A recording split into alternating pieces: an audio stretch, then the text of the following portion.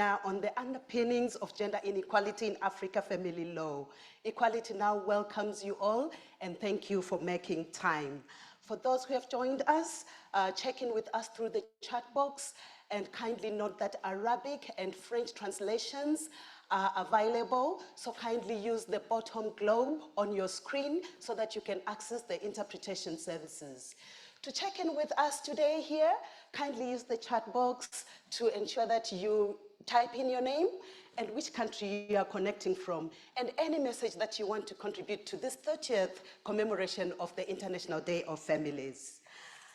Allow me to observe the protocol. Honorable Commissioner Janet Ramatoli Salanje, Special Rapporteur on the Rights of Women in Africa with the Africa Commission on Human and People's Rights. Honorable Your Excellency Wael Nazrel Din Atia, Ambassador of Egypt assigned to Kenya. Ms. Prudence Ngwenya, Director, Women, Gender and Youth from the Africa Union Commission. Commissioner Rigbe, Commissioner for Women, Children, Older Persons and Disability Rights at the Ethiopian Human Rights Commission. Honorable Akoa Yvonne Leopoldine, Vice President of the Center Court of Appeal and the Vice President of the Military Court, Cameroon. Mr. Chris Muturi, Director of Rao Wallenberg Institute of Human Rights and Humanitarian Law, Nairobi Regional Office. Ms. Coco Zuberi, Senior Program Officer, Global Policy and Advocacy Gender Equality for Bill and Melinda Gates Foundation. Ms. Shamila Monasna, Global Executive Director for Equality Now. Ms. Faiza Jama Mohammed, Director, Equality Now Africa Office. All protocol observed, ladies and gentlemen. My name is Saling Ngube and I'll be the host for you for this webinar today. Allow me, ladies and gentlemen, to invite Ms. Faiza Jama Mohammed, Director, Equality Now Africa, for the welcome remarks. Over to you, Faiza. Thank you, Sally. Good afternoon, good morning, good evening to you all. I will allow me to follow on the protocol that's already established. Dear friends, on behalf of Equality Now, I welcome you and look forward to rich discussion on a very crucial matter as we mark today the 30th anniversary of the United Nations International Day of Families, during which we will launch our groundbreaking report on the status of family law reform in Africa. The premise of this report is simple. There can be no equality in society without equality in the family. Yet, discrimination in family law continues to be institutionalized in law, practice, and policy in many countries in Africa and the globe. As established in Equality Now's 2020 report, Words and Deeds Holding Governments Accountable in the Beijing Plus 25 review process, with a special focus on family law. The report we are launching today provides insights into the African context by providing an overview of key trends in 20 countries selected based on geographical and language considerations. Preparing this report took a great deal of collaboration, and I would like to recognize and appreciate everyone from the lead consultants, SORA members, that's the Solidarity for African Women's Rights Coalition, to Equality Now staff, and the Roland Wallenberg Institute for Human Rights and Humanitarian Law that provided us financial resources through a grant from the Swedish International Development Authority. Thank you all from the bottom of our hearts. Dear friends, the report demonstrates that while there is progress in family law reform on the continent, it has been slow and inconsistent. Clauses and actions water down the full impact of some of the progressive laws enacted. Reservations on Article 16 of the Convention on the Elimination of All Forms of Discrimination Against Women known as CEDAW, and Article 6 and 7 of the Protocol to the African Charter on Human and People's Rights on the Rights of Women in Africa, on grounds of culture and religion, continue to hinder progressive family law reforms in the continent. The thematic challenges outlined in the report speak to complexity of family law reform in Africa. They include the multiplicity of civil, customary, and religious laws, systems due to legal pluralism, child marriage, barriers to registration and legal recognition of marriages, polygamy, marital rape, and domestic violence, and divorce, child custody, inheritance, and matrimonial property legal regimes. This is thus a lot of advocacy. There is thus a lot of advocacy work to be done, which is why we hope that the report will help raise awareness and inspire action by governments to eliminate all remaining discriminations in their family laws in Africa. Dear friends, discrimination does not happen in a vacuum. As demonstrated by the survivor perspectives, including in the case studies in the report, it's why Equality Now and SORA continue to be frontline advocates for the universal ratification and implementation of the Maputo Protocol. We currently have ratifications of 45 out of 55 African Union member states, translated into a ratification rate of 80%.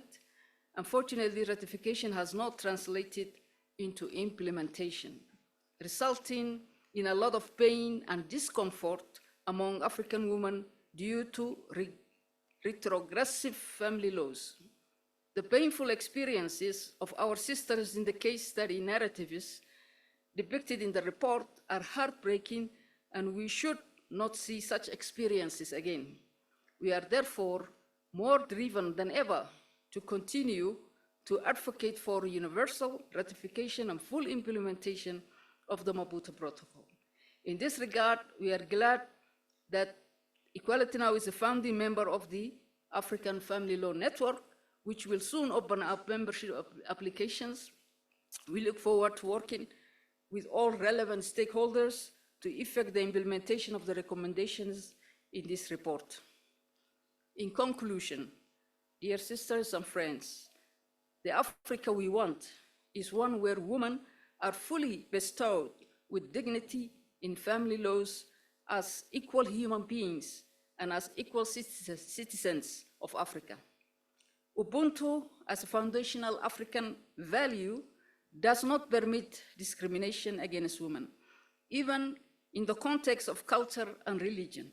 Indeed, if all African women and girls are guaranteed the same rights within the family as their fathers, sons, brothers, and husbands, will be safer, more prosperous, and more secure. As civil society organizations, we will not relent until all aspirations of African women and girls become realities. Our solidarity will always be our strength. I thank you for your attention, and I wish you a fruitful deliberation.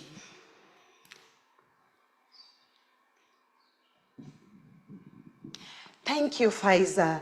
Thank you so much. Ladies and gentlemen, allow me to invite Mr. Chris Muthuri, Deputy Director with Raoul Wallenberg Institute of Human Rights and Humanitarian Law, Nairobi Regional Office. Over to you, Chris Muthuri, when you're ready. He's joining us remotely. Over to you, Chris.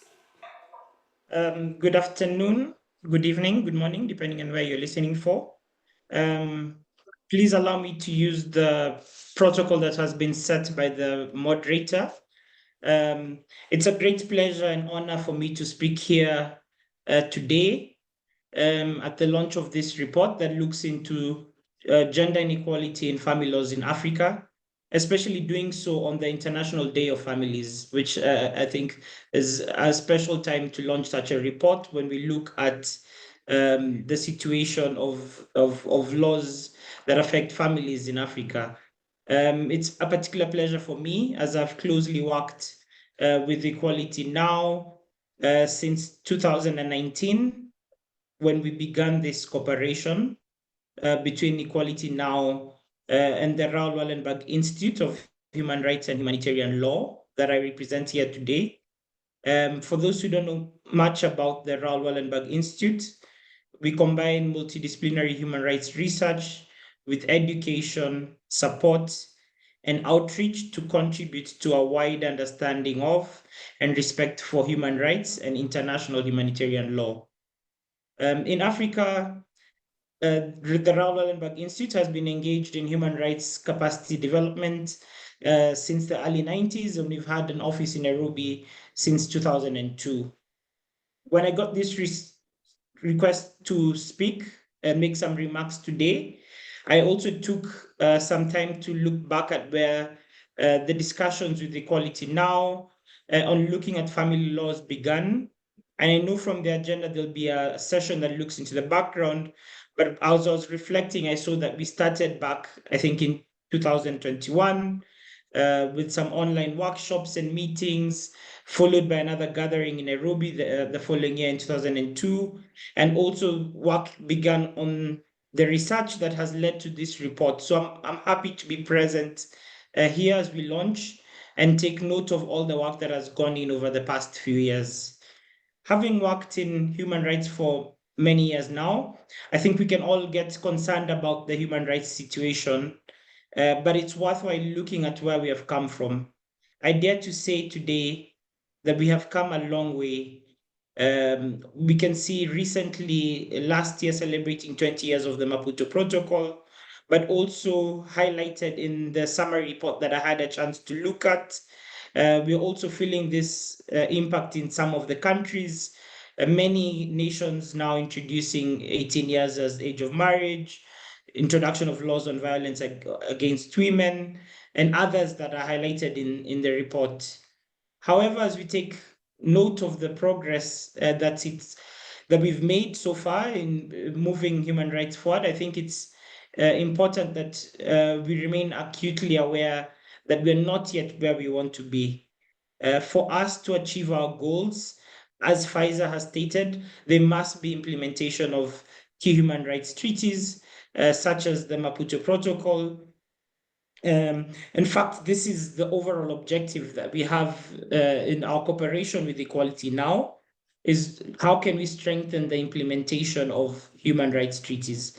And this is based on the premise that we see that the key challenge for increased respect for human rights is how we can make such treaty standards work.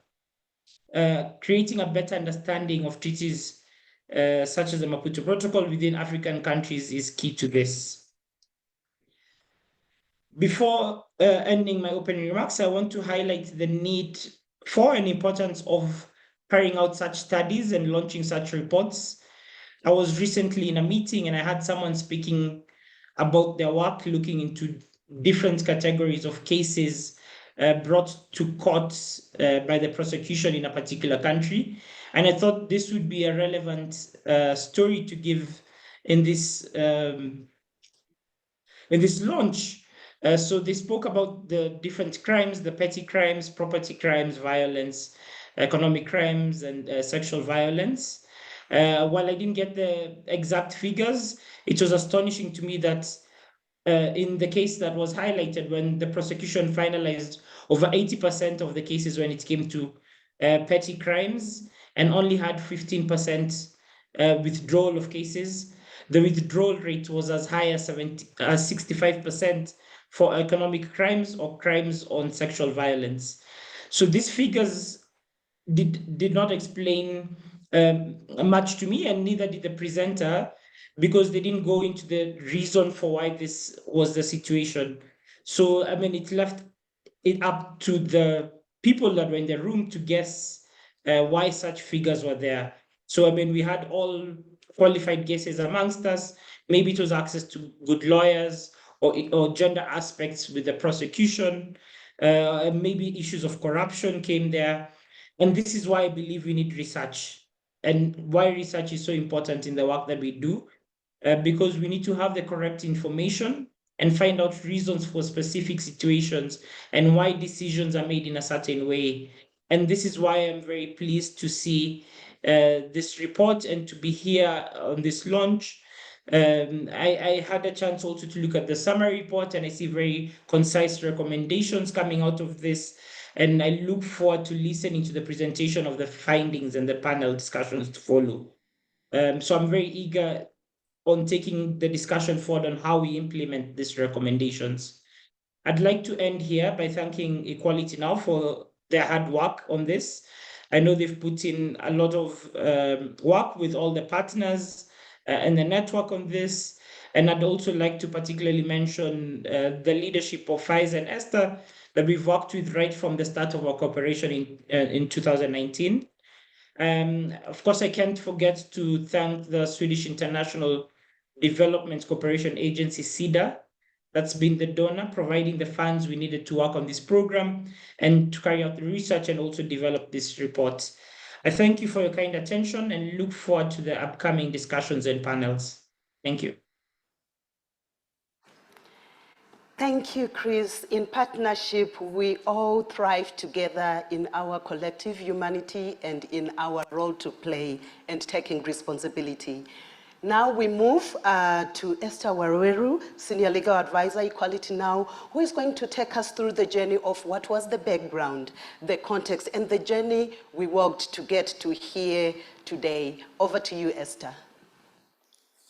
Thank you very much, Sally. Good afternoon, good morning, everyone. Thank you for joining us during this webinar when we're launching this report on the status of African family laws. For me, it's a great pleasure and a great joy to see this launch coming to pass today, having been involved from the very beginning. Allow me to proceed on already established protocol. I will try to give the background and context of why we thought it fit as Equality Now to undertake this research, to develop this report, which we are hopeful will inform advocacy for family law reform on the continent. So this is a work that began over 2 years ago in 2022, when we were already beginning to discuss the need to reform family laws on the continent and globally. As Pfizer mentioned, we have been part of the global campaign where conversations have been happening on the need to end discrimination in law with regards to family issues. And so we began to bring together groups on the African continent, already aware that there were discriminatory laws that were either identified for reform or that were already under reform. But we needed to understand what the landscape looked like, because we knew that these laws exist. We didn't know exactly which laws needed reform, but we also needed to document these laws that are discriminatory against women and girls. But more importantly, we were aware that because reform has been happening in some countries over the years, there was need to also document that as a way of informing reform processes or advocacy in other countries. And so this research, which started in 2022, as I mentioned, undertook an initial desk research, looking at whatever laws were available. And we mapped out 9 issues, 9 thematic issues related to family laws, which were informed from the consultations that we had with different women's rights actors in 2020, in 2021 as well, through when we were beginning to build the Africa Family Law Network. And so the conversations that we had with these women's rights advocates informed the selection of 9 key thematic areas, which my colleague will speak about. And then we identified countries, 20 countries on the continent out of the 55, that we could then spotlight in the report. We chose the 20 countries on the basis of geographical location, looking at countries representing the 5 regions of the African Union. And we also put into consideration that there are different languages on the continent. So the report also covers Anglophone, Francophone, and Lusophone countries.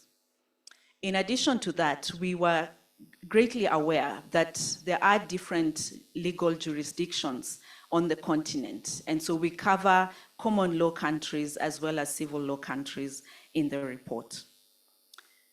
In undertaking this research, the methodology that we used was basically the human rights-based approach with a very specific and intentional application of the intersectional feminist theory. Following our desk review and review of secondary sources, both primary and secondary sources, we undertook key informant interviews and surveys with leading women's rights organizations, as well as women's rights advocates on the continent, to inform the specific aspects of the laws that we were covering in the report. In addition to that, and this is a very unique feature of the report, we bring to life the stories, the lived realities of women and girls who have suffered from the discriminatory laws that we have talked about in the report.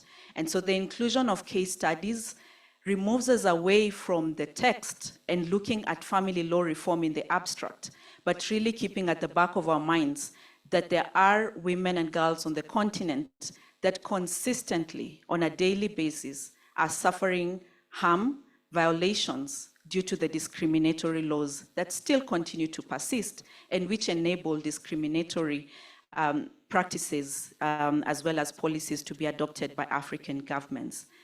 Of course, in developing this report, we had a number of limitations. I think the indication of the time that it has taken for us to conclude it should be indicative enough of the challenges that we have faced. So first and foremost, not all laws are documented or available online easily. And so we had to really dig through hours of research to be able to get the laws that we've referenced and analyzed. But we also had to cross-reference this against different sources, and including also the key informant interviews that I mentioned. We are very greatly aware that the report we are launching today does not in any way conclusively present all the laws that exist in the 20 countries that we've featured, or even on the continent. But we do know that at least on the basis that we need in order to advance the work for reform, we have quite a good resource to get us started and to advance the work for law reform. In conclusion, we see this research as being a critical tool for women's rights advocates on the continent to push for family law reform, but it's also a resource and a knowledge product that will enable many women and girls on the continent to be aware of the discriminatory effect of laws that continue to exist. The recommendations that we make to African Union member states, and specifically to the 20 countries that we have featured, will go a long way, if implemented, to ensure that we actually achieve gender equality in family laws, not only in the text of the law, but in the practice and in the lives of women and girls on the continent. And so I hope that you will enjoy reading the report and use it as a tool to ensure that we are protecting the lives of women and girls in accordance with international human rights standards, in particular the premier human rights, women's rights instrument on the continent, the Maputo Protocol. Thank you all so very much. Back to you, Sally. Thank you so much, Esther, for sharing the journey and also for equipping us with what we can do with the report now that it's here. So the report is a report, but it's also an invitation to action, an invitation for us to take individual and collective responsibilities. So now I invite you all to join us where Deborah Nyokabi, Program Officer with Equality Now, will take us through the presentation of key findings and report recommendations. Ladies and gentlemen, Deborah, over to you. Thank you very much, Sally. I start on established protocol. Good evening, good afternoon, good morning, wherever you're joining us from. I'm going to make the presentation on the key findings and recommendations of the Status of African Family Laws report.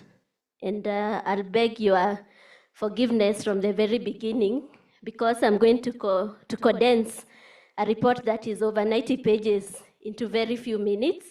So I hope that you'll be able to interact with the report, which is now available on Equality is now a website for better context and more information.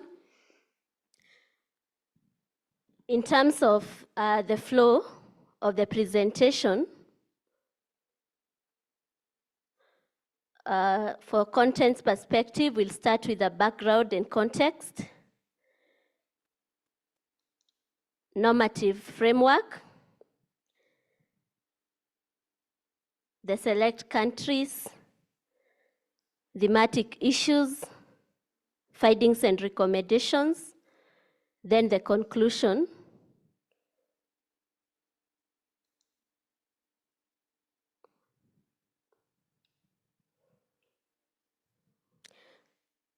I'm on the slide on background and context.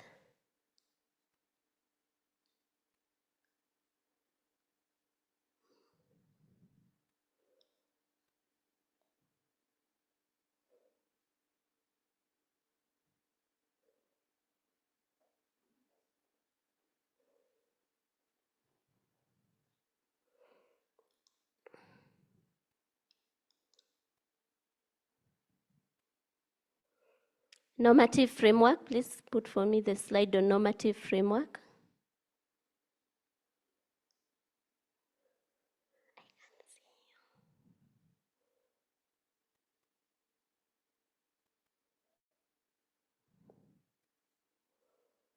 Thank you so much. So in terms of the normative framework, we start at the global level where we have the Convention on the Elimination of Discrimination Against Women, whereby Articles 1, 2, 5, 13, 14, and 16 speak on various aspects of equality and non-discrimination within the context of marriage and family. And it's actually very concerning to note that Article 16 of the CEDAW that now governs the rights of women in marriage and family has the most reservations of all UN human rights treaties. So it's really concerning and really speaks to where we are when it comes to retrogression in family law reform. We also have the normative soft law instruments that have been developed by the Committee on the Elimination of Discrimination Against Women to interpret various aspects of the CEDAW and to give guidance to government and other stakeholders on implementation. There's a joint general comment between the CEDAW and the Committee on the Rights of the Child on elimination of harmful practices. There are also general recommendations on elimination of discrimination, ending gender-based violence, the economic consequences of marriage, family relations and dissolution, and equality in marriage. So there's really a lot of guidance on how legislative reforms can be enacted to make gender equal families a reality for all of us across the globe and Africa. When we come to the regional context, we have also various instruments that contextualize African realities, such as the African Charter on Human and People's Rights, which is the foundational treaty of the African Union on Human Rights, and which has almost universal ratification because it's ratified by 54 out of 55 member states. And there in Article 18.3, it speaks on the protection of women against discrimination in Africa, but Article 18.3 was not elaborate or adequate enough, which is why then the protocol to the African Charter on Human and People's Rights on the rights of women in Africa, known as the Maputo Protocol, was adopted in 2003 and entered into force in 2005. It has various articles that speak to family law reforms and has a value addition in speaking to the African context. Article 1 speaks about expansive definitions of the term woman to be very broad to encompass even girls and other minorities. Article 2 is on elimination of discrimination. Article 3 is on the protection of dignity. Article 4 is on life, the right to life, integrity, and security of the person, and thereby protection from violence. Article 5 is on the elimination of harmful traditional practices. Article 6 speaks about equal rights in marriage. Article 7 calls for equality in separation, divorce, and annulment procedures. Article 8 calls for access to justice and equal protection before the law. Article 14 on health and reproductive rights is revolutionary, as it's actually the first international law instrument that provided for a right to therapeutic abortion. Article 17 provides for the right to positive cultural context, while Article 20 is also very unique because it speaks on widows' rights, and I think it's the only instrument to do so. And finally, we have Article 21, calling on equal rights to inheritance for girls and women. Again, we see that most reservations on the Maputo Protocol have been placed on Article 6 and 7, 7 and 14 that speak on equality in marriage, family, and reproductive and health rights. So that shows like there's some resistance to really granting women the full equality that they are entitled to for these past 21 years of the Maputo Protocol. And even before that, because the CEDAW came into force way earlier, and even before that, if I go back all the way to the Universal Declaration of Human Rights. We then also have the African Charter on the Rights and Welfare of the Child. Article 21 calls to an end to harmful practices. And out of that context, we've seen collaboration between the African Commission on Human and People's Rights and the African Committee of Experts on the Rights and Welfare of the Child, to develop joint general comments on ending child marriage and FGM, given the intersecting nature of these aspects across all ages of the life cycle of a woman. The African Commission has also further elaborated on some of the issues affecting women in families through general comments, such as 2 general comments on Article 14 on how HIV intersects with women's rights and the calls for protection therein. The right to sexual and reproductive health, including safe abortion, and the right to property during separation, divorce, or annulment of marriage. We also have seen some guidance and instruments and normative framework developed by the regional economic communities. And in this respect, the South African development community has been very progressive and has enacted a model law on ending child marriage, following which most countries in Southern Africa have actually abolished child marriage through absolute bans, and where they've not abolished, they are currently ongoing encouraging reforms. So we move on to the next slide.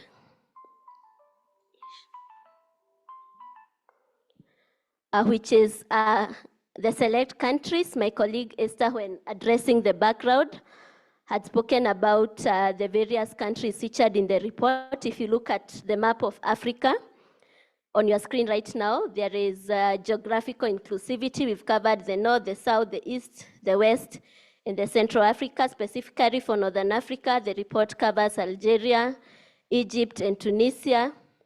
For Central Africa, the report covers Burundi, Cameroon, and the Democratic Republic of Congo. For Eastern Africa, the report covers Ethiopia, Kenya, South Sudan, Sudan, and Tanzania. For Southern Africa, the report covers Angola, Botswana, Malawi, Mozambique, and South Africa. And finally, for Western Africa, the report covers Cote d'Ivoire, Nigeria, Senegal, and the Gambia. We've also taken into consideration language, the different language diversities of Africa, including Lusophone countries, Francophone countries, and Anglophone countries to the best extent possible. So these 20 countries are not a conclusive overview of the trends in Africa, but at least they offer insight that can then be used to guide strategic reforms and advocacy efforts. The next slide is just a summary of the thematic issues addressed, which include legal pluralism, child marriage, barriers to registration and legal recognition of marriages, polygamy, gender-based violence within the context of the family, in particular domestic violence and marital rape, and finally, the 3 other cross-cutting issues that are related, being unequal divorce, child custody, matrimonial property, and inheritance regimes. So in the next few slides, we are going to explore the findings of the report with regard to each thematic issue. So the next slide begins with the thematic issue of legal pluralism. As we are all aware, due to Africa's colonial history, there are a lot of plural legal systems that are applicable in African countries, and this entails the intertwining statutory laws that then intersect with religious and customary laws.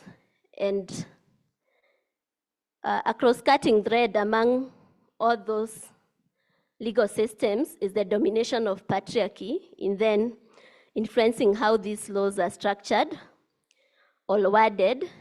And we'll see in the report that there are plural legal systems in some of those countries sampled, including Democratic Republic of Congo, Ethiopia, Kenya, Mozambique, South Sudan, and the Gambia. Then there are those countries where they predominantly apply customary law. For instance, in South Sudan, they still do not have a family law code, so most of the issues are addressed through customary law practices. And then there are finally the countries that apply religious laws in the form of Sharia as a principal source of legislation, such as Egypt.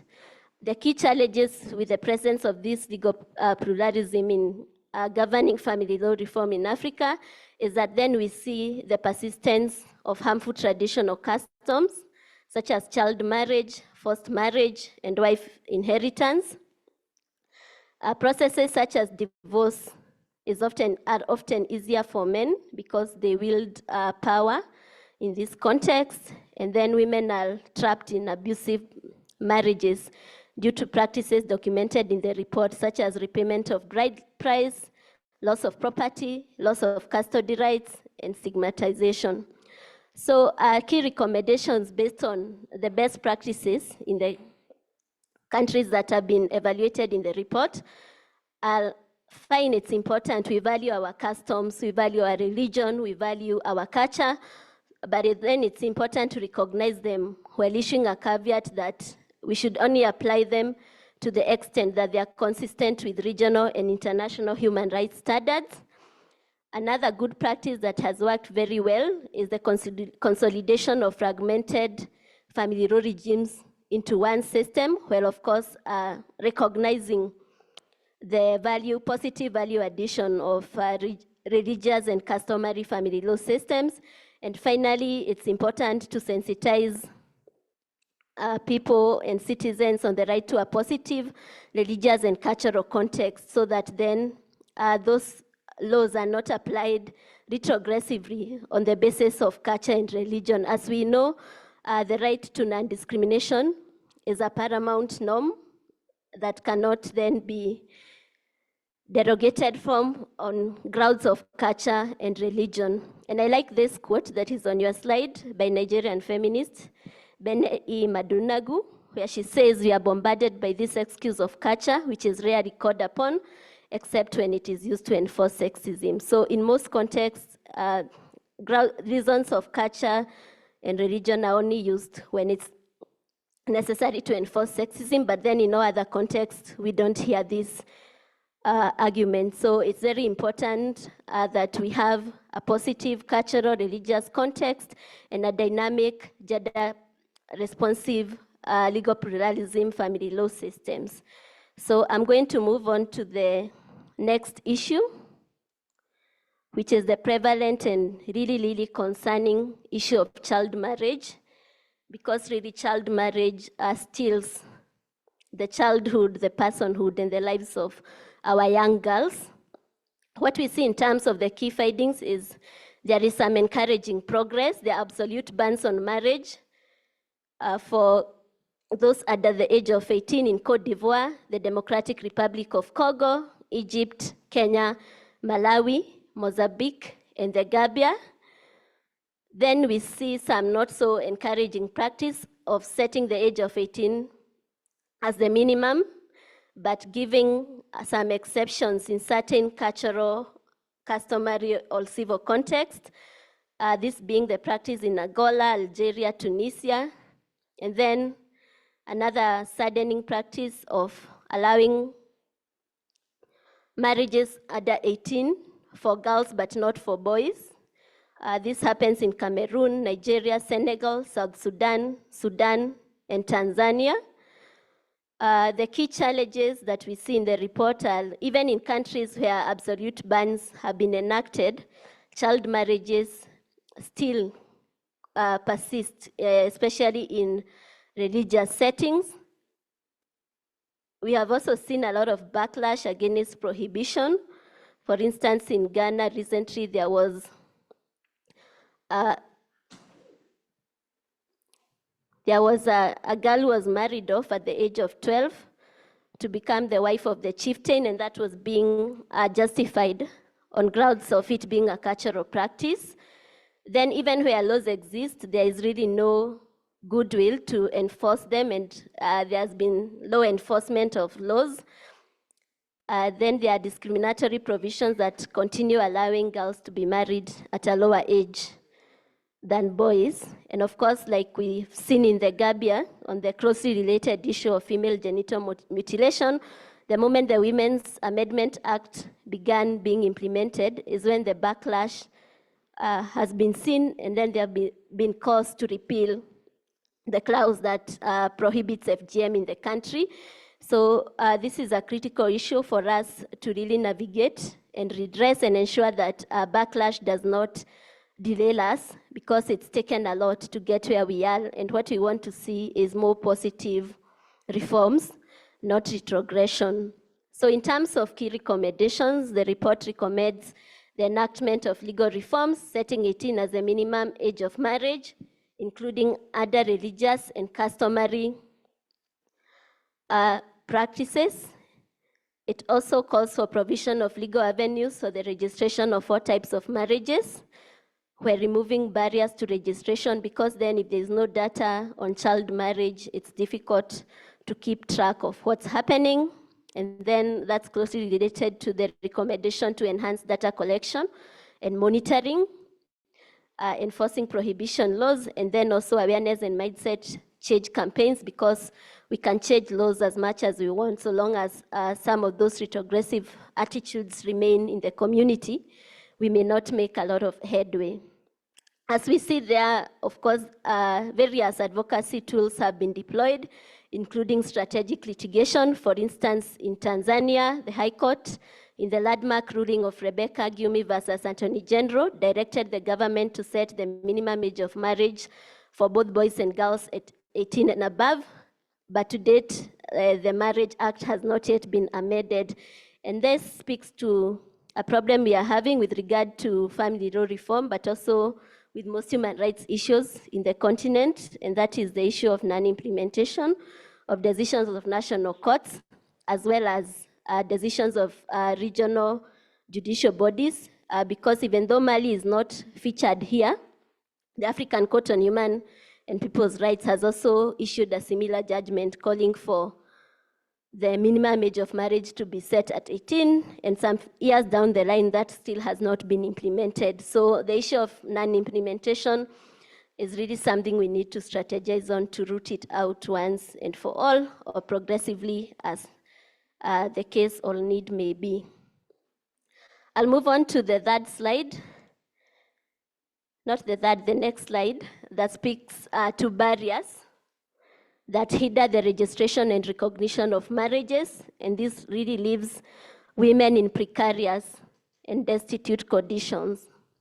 In terms of the key findings of the report, we see that most countries have a legal requirement requiring that civil marriages be registered.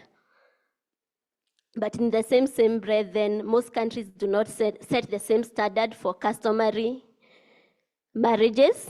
However, there's been progress as some countries now do recognize registration of customary marriages. They include Algeria, Botswana, Ethiopia, Kenya, and South Africa. South Africa is also, I think, the only country featured in the report that recognizes the registration of civil unions or marriages of same or opposite sex partners, thus ensuring sexual minorities are not left behind. In terms of key challenges, we see in most countries, women in customary and religious marriages do not enjoy the equal protection of the law.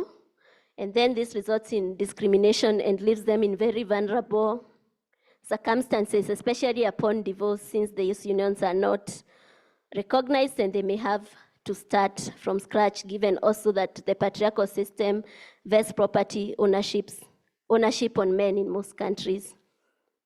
There's also a challenge of most countries reserving marriages and civil unions for heterosexual couples, thus excluding sexual minorities. And then there is the pertinent challenge of non-recognition of cohabiting partners in most countries. And this means that in case a dissolution of marriage were to occur, vulnerable people in these cohabiting relationships are then forced to abide by higher standard of proof to claim the rights that are then available upon dissolution of marriage, and in most cases they do not succeed. What are some of the key recommendations is to promote the registration of all types of marriages, and while doing so, ensuring equality in customary and religious marriages, as well as promoting legal recognition of civil unions and permanent life relationships progressively, particularly in countries whose constitutions and legislations allow for the same. So this then calls for a lot of learning and unlearning of our biases, our stigmas, and prejudices that continue to hold us behind. And I like this quote by Gloria Steinem that the first problem for us all, men and women, is not to learn, but to unlearn, so that then we can reform the barriers and barricades that hinder our vulnerable people from enjoying a life full of dignity. So the next issue we are going to look at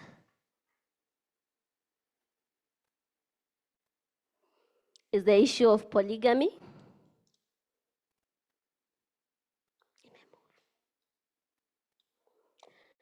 Yeah, so I think this is a very controversial issue in Africa, but it's good to now see that there are countries which have strict monogamy family law regimes, including Angola, Burundi, Democratic Republic of Congo, and Ethiopia. Then there are contexts in which the recognition of polygamy is allowed in customary and religious marriages only, such as South Africa, Mozambique, Cote d'Ivoire, and then there are those countries that go the full mile and recognize polygamy without any prohibitions or exceptions. They include Sudan, Senegal, Egypt, South Sudan, among others. Key challenges is that even where polygamy is legally prohibited, it's still happening across most of the continent. And then there's a lack of agency and protection of women in polygamous marriages, since their livelihood and day-to-day life is all dependent on the will of the patriarch and who is favored the most on which particular day. So key recommendations, it's to encourage law reform to institutionalize monogamy as a preferred form of marriage as prescribed by the Maputo Protocol. It's also to prohibit polygamy while protecting the rights of women who are already in polygamous marriages. And finally, to extend the prohibition of polygamy to religious and customary marriages. Kenya's laws, for instance, emphasize that customary and Muslim marriages are presumed to be polygamous, or potentially polygamous, and the issue of polygamy continues to hold women back in various ways, including impoverization and lack of dignity in their day-to-day lives. So I'm going to move on to the next issue, which is gender-based violence in the context of the family, and this is manifested through marital rape and domestic violence amidst other concerning issues. The key findings of the report on this is that there's some progress that can be encouraging and that can be replicated in other countries because there is existence of comprehensive legislation prohibiting violence against women in Malawi, Mozambique, Nigeria, and the Gambia. But on the downside is that there is also lack of sufficient laws prohibiting violence against women in Senegal, the Democratic Republic of Congo, among other countries. Marital rape is not taken seriously across the continent, and it's not prohibited in Algeria, Kenya, Sudan, and the Gambia. But on the other hand, there's explicit criminalization of marital rape in Cote d'Ivoire, Mozambique, and South Africa. I think this then echoes the title of the webinar, that the journey of family law reform in Africa is characterized by one step forward and another step backward. In terms of the key challenges, we see that in some of the countries, the law explicitly permits marital rape by providing that the offense of rape does not apply to married couples. Thus, many countries do not have a comprehensive law to combat violence against women, including femicide, which is very concerning because it's happening on a large scale on the continent. And a recent report by UN Women showed that Africa is leading in the rates and statistics of femicide across the globe. Then there is also a lack of budgetary allocation for implementation, even where laws to end violence have been enacted. So key recommendations that the report calls for is to enact or amend laws to explicitly criminalize marital rape and remove marital exemptions or defenses. It's also to enact laws to criminalize violence against women, including femicide. I think we've seen large-scale demonstrations on femicide in Kenya, Cameroon, Somalia, and other African countries. And really the governments are still not responding seriously to this issue as women continue to die day by day. So it's really imperative that reform be expedited, both legal and socio-cultural. Then there is need to establish survivor supporting laws, centers, and facilities, as well as to raise awareness on patriarchal norms that are the key drivers of violence against women. A concerning highlight, there is the Penal Code of Northern Nigeria, which allows marital rape and even corrective assault within marriage.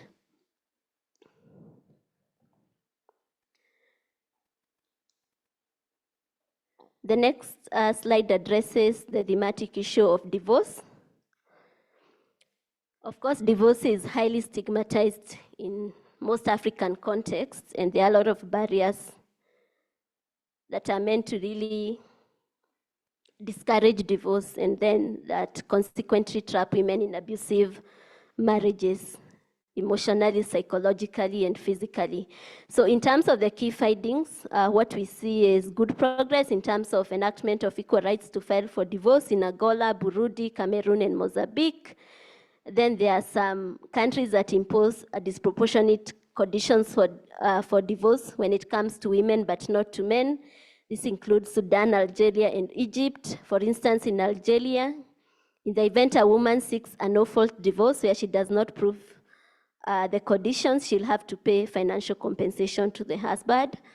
There are also time limits for remarriage of women after divorce that only apply to women but not to men. And these have been seen in countries such as Cote d'Ivoire, Democratic Republic of Congo, and Senegal. So key challenges is discriminatory provisions when it comes to petitioning for a divorce, with men having more power to divorce than women. And then the time limits are really a barrier for women divorcing and contribute to stigmatization. Key recommendations is law reform to grant equal rights to women to petition for a divorce, removal of time limits for remarriage, and cultural awareness to destigmatize divorce.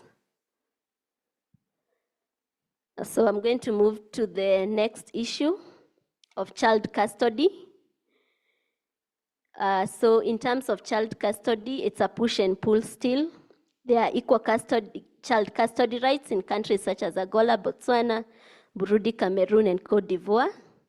Then there are countries where there is gender-based, stereotype-based automatic custody for women, such as Egypt, Sudan, Tanzania. And then there are countries where legal guardianship is vested solely with the father, even if the mother has custody, and those include Senegal, Algeria, Sudan, among others.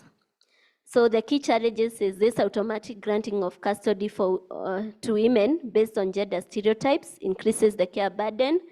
So legal guardianship rights of fathers prevent mothers from making decisions regarding their children, and thus are a stumbling block to the welfare of the family. Then there is the existence of discriminatory laws depriving the mother of the right to custody in case of remarriage, but not the father. And this is really just outrightly meant to subjugate women. In terms of key recommendations, states are encouraged to enact laws granting equal custody and legal guardianship rights to both parents based on the best interest of the child, and to repeal clauses on loss of custody rights in case of remarriage.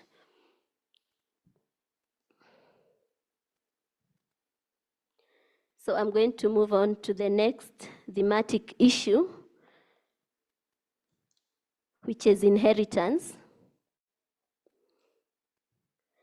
which also, despite progressive legal reforms, very little has changed in some countries, because women and girls still continue to be disinherited. And what we see in terms of the key findings is equal inheritance rights in countries such as Botswana, Kenya, Democratic Republic of Congo. And when I say equal something, I refer to the law, not the practice. Equal inheritance rights in law in Botswana, Kenya, and the Democratic Republic of Congo. Then there's a customary prohibition of inheritance for women in countries such as Nigeria, and then there are countries where there is automatic and equal inheritance rights for girls and women in their role as daughters, sisters, or wives, such as Algeria, Cameroon, Cote d'Ivoire, Egypt. It means sons, brothers, and husbands always get the bigger share. So key challenges in this regard is that disinheritance continues even in countries where equal inheritance rights are enshrined in statute. There are different inheritance regimes for Christian and Muslim women. Then there is lack of laws regulating succession in some countries, and then customary laws usually kick in to disadvantage women. So key recommendations that the report is making with regard to inheritance is the enactment of equal inheritance laws, including harmonization of customary and religious laws with regional and international human rights standards, and then the adoption and enforcement of sensitization policies on widows' inheritance rights to safeguard them from disinheritance by family members. There's a case study from the Gambia speaking to that in the report, whereby a woman was thrown out of the matrimonial home by her relatives, and then that meant her children could then not go to school. She could not continue going to work because of those disruptions. And also she had challenges accessing the court system for remedies. So it's really, really important to enact these reforms. If you look at Angola, for instance, despite the prohibition of disinheritance, women are still excluded from inheriting their deceased husband's property and are sometimes even kicked out of the matrimonial home. So finally, we look at the issue of the division of matrimonial property, especially upon dissolution of marriage. In our patriarchal cultures, of course, property is presumed to be owned by men, and that presumption is then enforced using all types of violence. So in terms of the key findings from the report, unequal matrimonial property rights regimes continue to exist in Sudan, Nigeria, Burundi, Cameroon, Egypt. There's been some progress in enacting laws that allow for equal matrimonial property regimes on the books, but not necessarily in practice. And these are Kenya, Malawi, South Africa. And then there is the excuse me, persistent issue of lack of recognition of indirect stroke non-financial contributions in most countries, and this is where women are often left behind because their labor in the home is not acknowledged. So key challenges are the lack of implementation of equal property rights due to cultural reasons, and then there is problem at the judicial level, where there's lack of an application of an intersectional feminist perspective to jurisprudence on matrimonial property rights. So key recommendations is to enact or strengthen laws that explicitly recognize and protect women's rights to matrimonial property, even in religious customary context. There's a lot of training needed to be done for judges, lawyers, and other legal professionals to adopt a gender transformative approach when adjudicating matrimonial property cases and shift from the archaic patriarchal practice of only considering financial or direct contributions.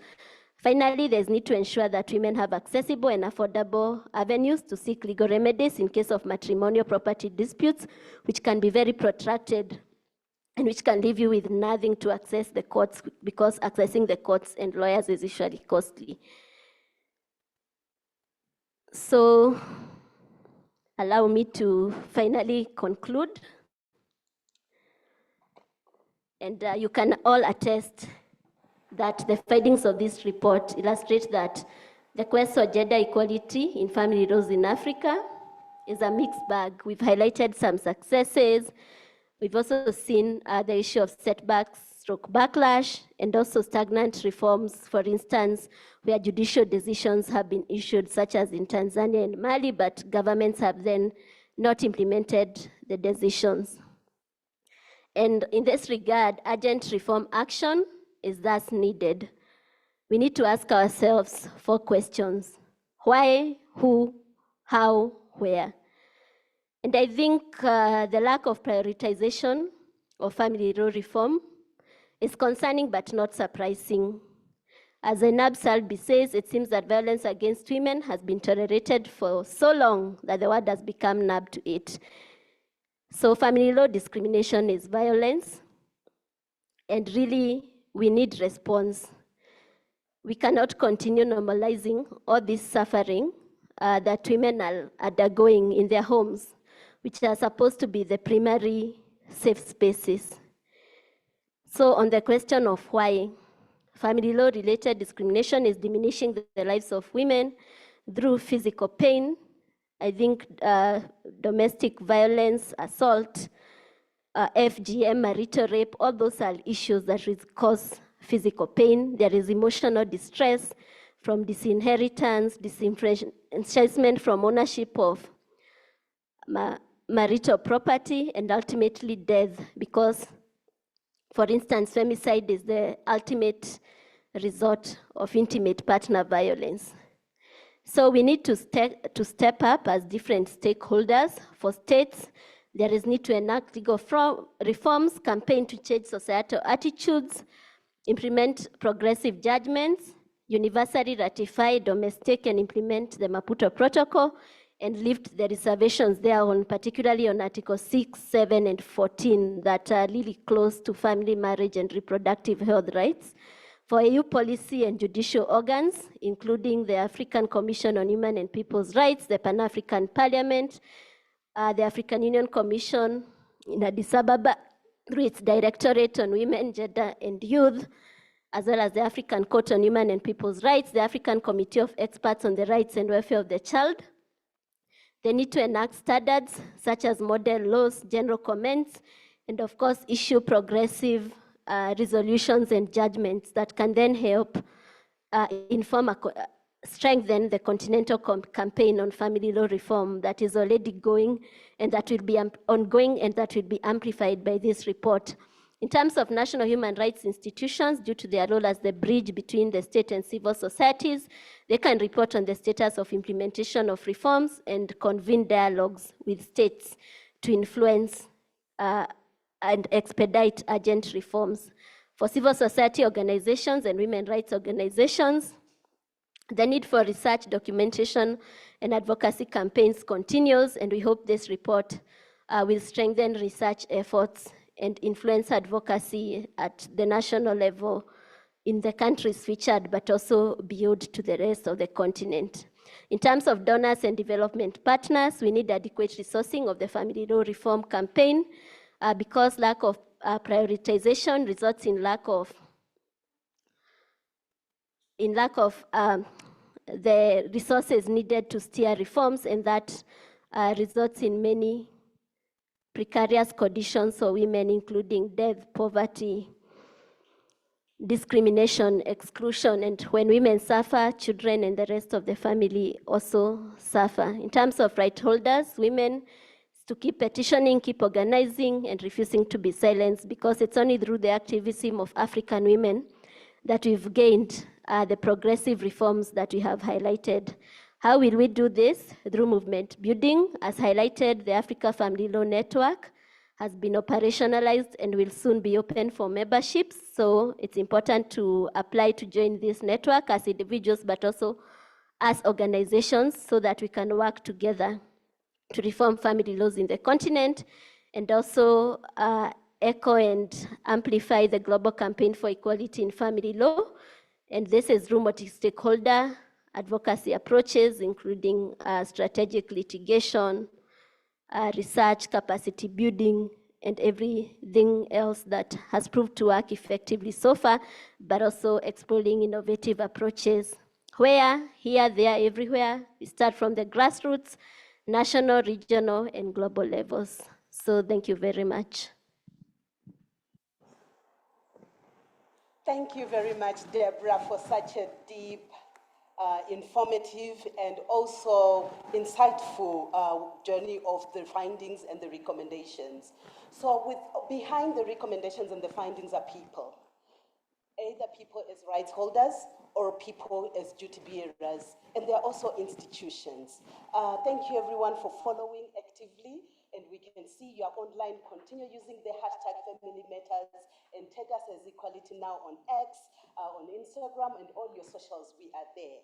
So as we continue in commemoration of the 30th anniversary of International Day of Family Law, as we are talking about the report today, I want to shout out to countries that have checked in: the Gambia, Zimbabwe, Cameroon, Kenya, Mozambique, Niger, Tunisia, Zambia, Egypt, Malawi, South Africa, Senegal, United Kingdom, United States of America, Sierra Leone, Ethiopia, Sri Lanka, Burundi, Guinea, Rwanda, Uganda. Thank you for checking in, and can you continue, for those whose countries I've not mentioned, to check in through the chat box. Should you have any input, any thoughts, any ideas, please utilize the question and answer chat box.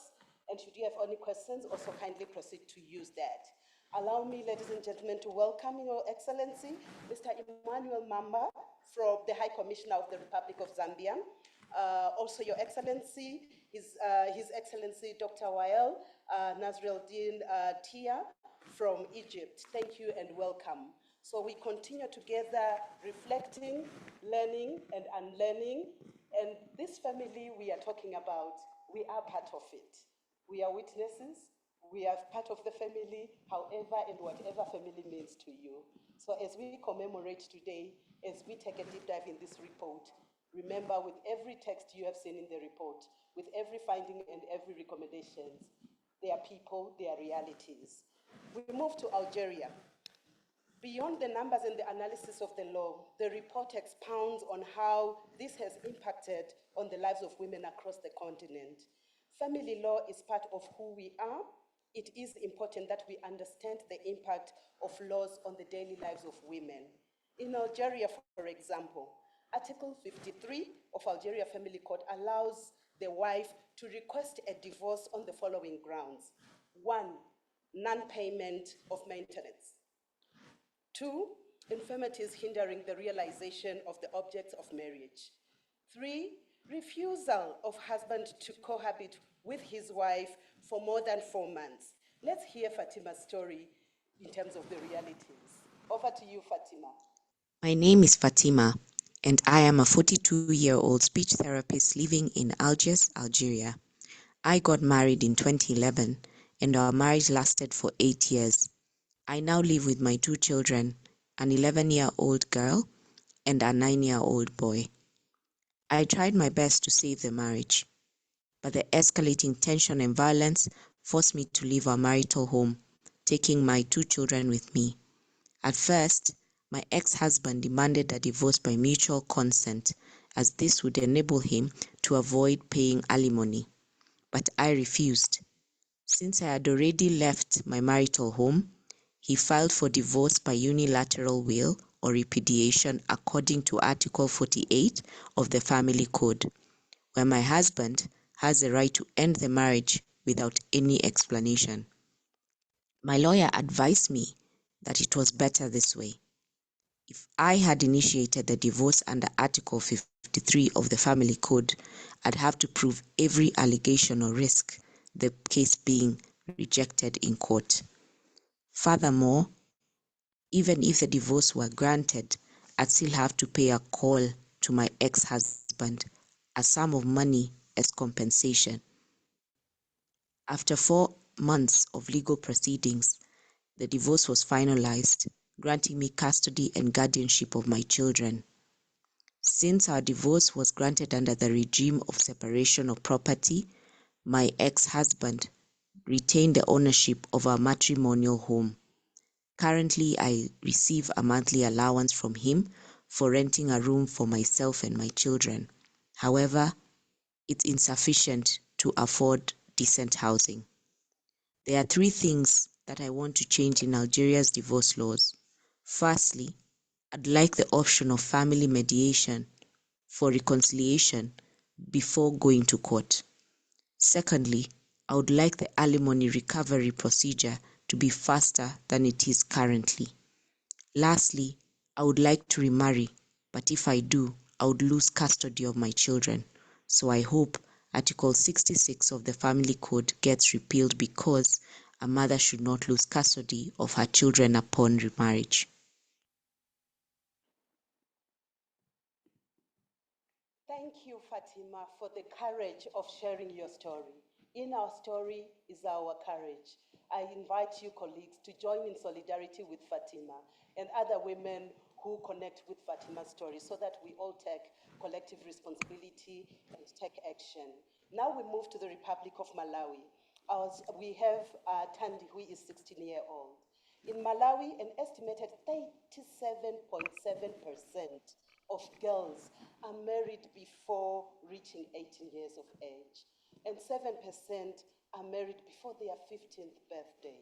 Before 2017, Section 22 of the Constitution allowed marriage of children between the ages of 15 and 18 with the consent of parents and guardians.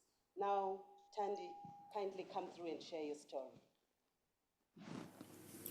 My name is Tandi. I am 16 years old. I live in a mud house with a grass-thatched roof in a dry rural place in the Neno district of Malawi. My life took a drastic turn upon the death of both my parents. My grandmother decided to force me into marriage in 2022 when I was only 14 years old. She received a bride price of 15,000 Malawian kwacha, which is approximately 8 USD, which she used to buy food for the extended family. Marriage as a child proved to be a difficult journey. The challenges were overwhelming. My husband was violent, and the dreams I had for my education were abruptly halted when I left school in Standard 7. The struggles of child marriage are still vivid. The beatings, the lost opportunities, and the hunger. My husband would often beat me senselessly, and I would go to bed without food. Last year, a national civil society organization intervened and was looking for the perpetrators of child marriage. He ran away and I have not seen him since. I didn't know the law could protect me against child marriage as I was not aware of the legal instruments available. I have since learned that child marriage is illegal after I encountered a lady working from a community-based organization who informed me about the criminalization of child marriage in Malawi. She also encouraged me to be a voice of change and to educate our community about the dangers of child marriage. I firmly believe that everyone in Malawi, including children, should know the risks and consequences of such practices. Thank you, Tandi, for the courage to share your story. So for the laws to work for women and children and girls specifically, they need to be aware of what the law says. And they need not only to be aware of what the law says, but also the institution, the reporting mechanisms, and the support mechanisms for making the law work for women and girls in their diversity. We move to the Republic of Tanzania. This last story is about domestic violence and marital rape. In Fatu's case, there's no legal framework in Tanzania that adequately defines the scope of domestic violence or criminalize it. While Section 66 of the Law of Marriage Act prohibits domestic violence, it does not include any penalties or sanctions. The definition of rape in Tanzania's statutory laws also exclude marital rape.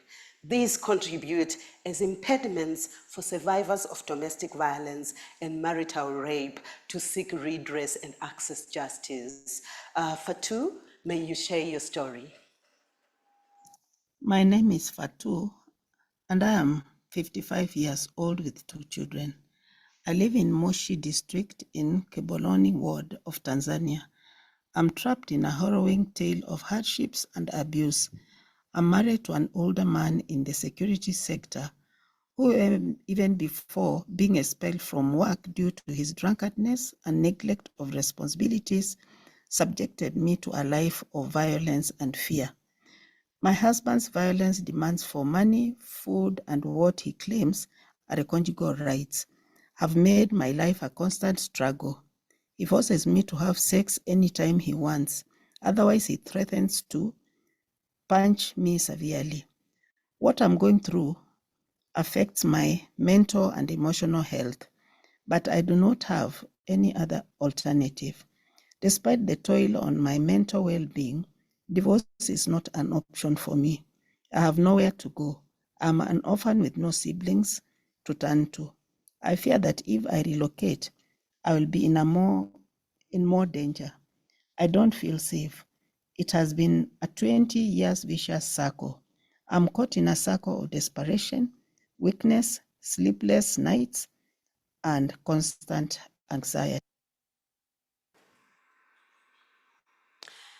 As we listen to these stories and we get invoked and we get triggered and we get to resonate and identify with these stories, we stand in solidarity as we commemorate the International Day of Families today.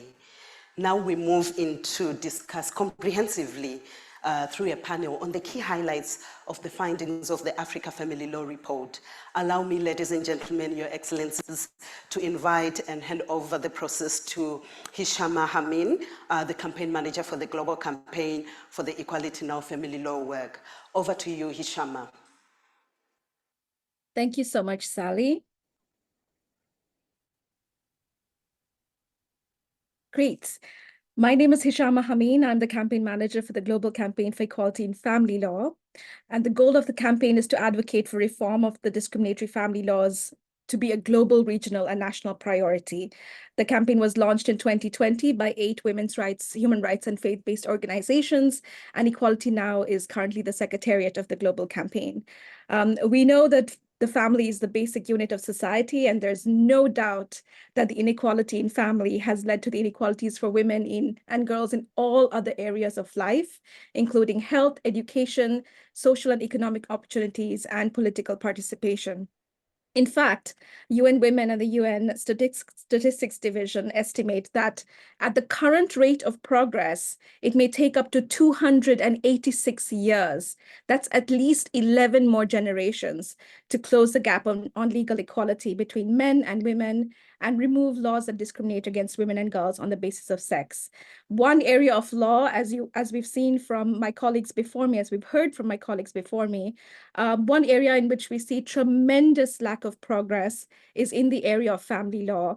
And thus, this important and crucial report adds to the global data and evidence of the existence and the impacts of discriminatory family laws. I'm so excited to be here today to be a part of this launch of this important report on the International Day of the Families. We have an exceptional panel of experts today that hail from multiple countries in the African region to talk about the experiences of reforming family laws from their own context. And wow, what an incredible set of participants that we have today from multiple countries around the world. I warmly welcome you from Colombo, Sri Lanka. Our exceptional panel today are as follows, and I would request our panelists to kindly turn your cameras on for this introduction. We have Grace Matwali, Principal Gender and Women's Rights Officer of the Malawi Human Rights Commission. We have Akoa Yvonne Leopoldine. She's a professional magistrate, the Vice President of the Center Court of Appeal and the Vice President of the Military Court in Cameroon.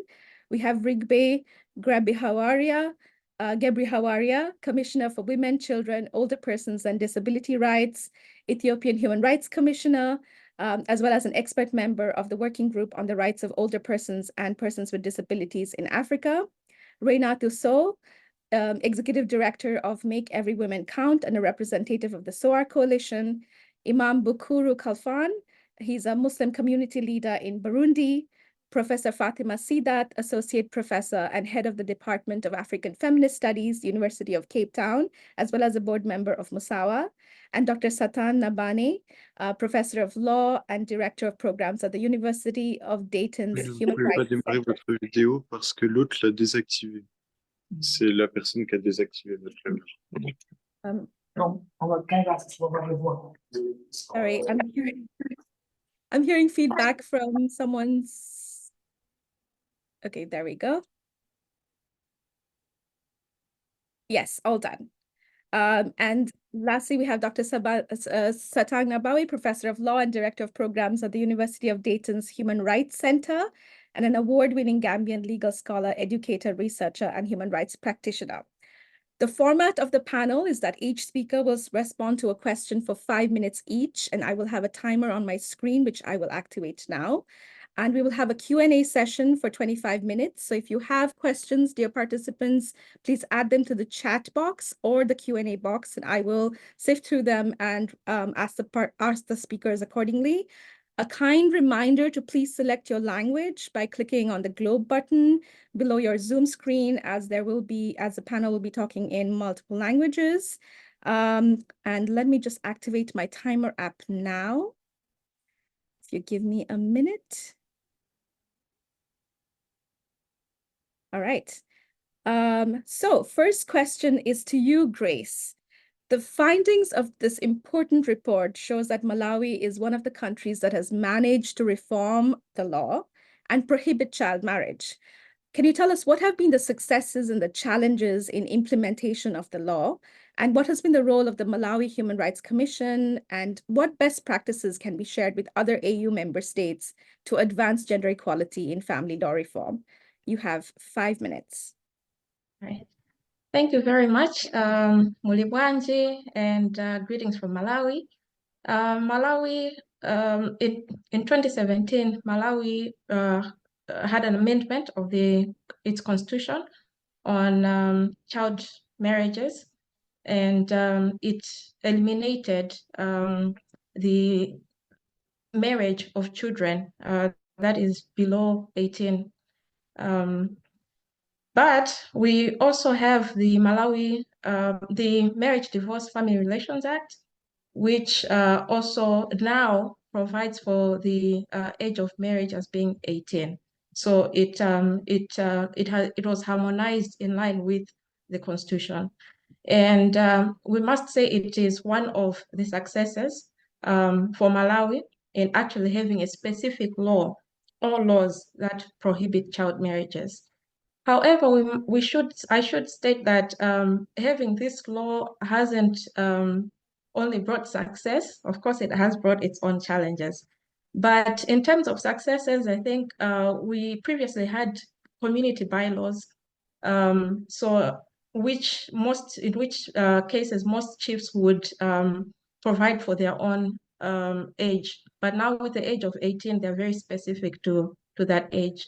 There's also been concerted efforts from government, Ministry of Gender, civil society organizations. We have the He for She campaign, the Girls Not Brides campaigns, and we also have specific organizations working on providing legal services like the Legal Aid Bureau, the Malawi Human Rights Commission itself, the Office of the Ombudsman related to service delivery, and the Women Judges Association and the Women Lawyers Association also providing legal services and awareness to communities on the prohibition of child marriages. Now, the challenges, I think the most difficult has been the actual implementation of the law, because it only prohibits but has not provided for criminalization of child marriages. So as of now, most the courts will use, and prosecutors will use the defilement in order to actually prosecute child marriage cases. So there's a thin line, and also because most magistrates were providing, were meting out not as stiff punishments for defilement cases. It has seen a decrease in child marriages, but still a lot of cases being reported, especially after awareness. So as a Human Rights Commission, we investigate these cases, we monitor the cases, and also raising awareness in conjunction with other stakeholders, because we cannot do it alone. Because a lot of the child marriages also happen in remote areas where a lot of organizations have no access to, or in most cases, they only concentrate on certain areas or districts, so some are left behind.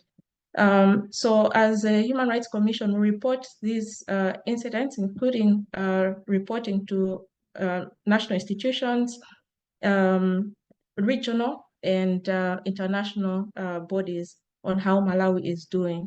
So the concluding observations have helped Malawi Human Rights Commission and other institutions to track progress. But research is needed, and data collection is also needed, because as of now, we have fragmented data on child marriages.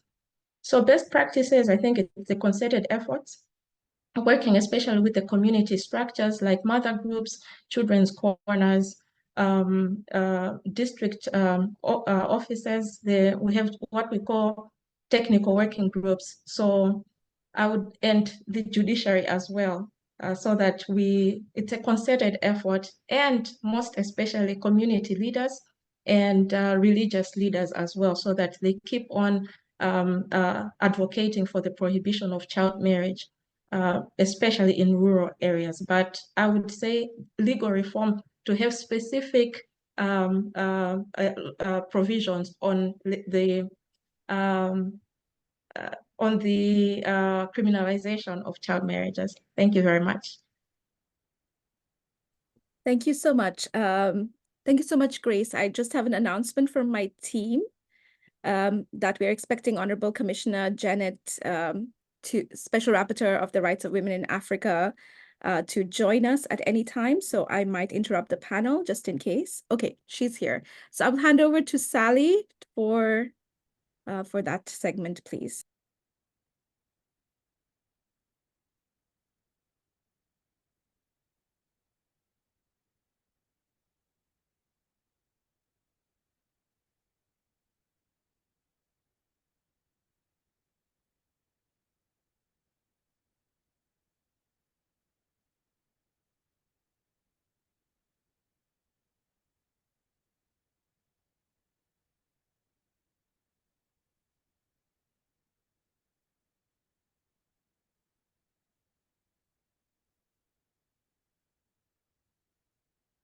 With your keynote address.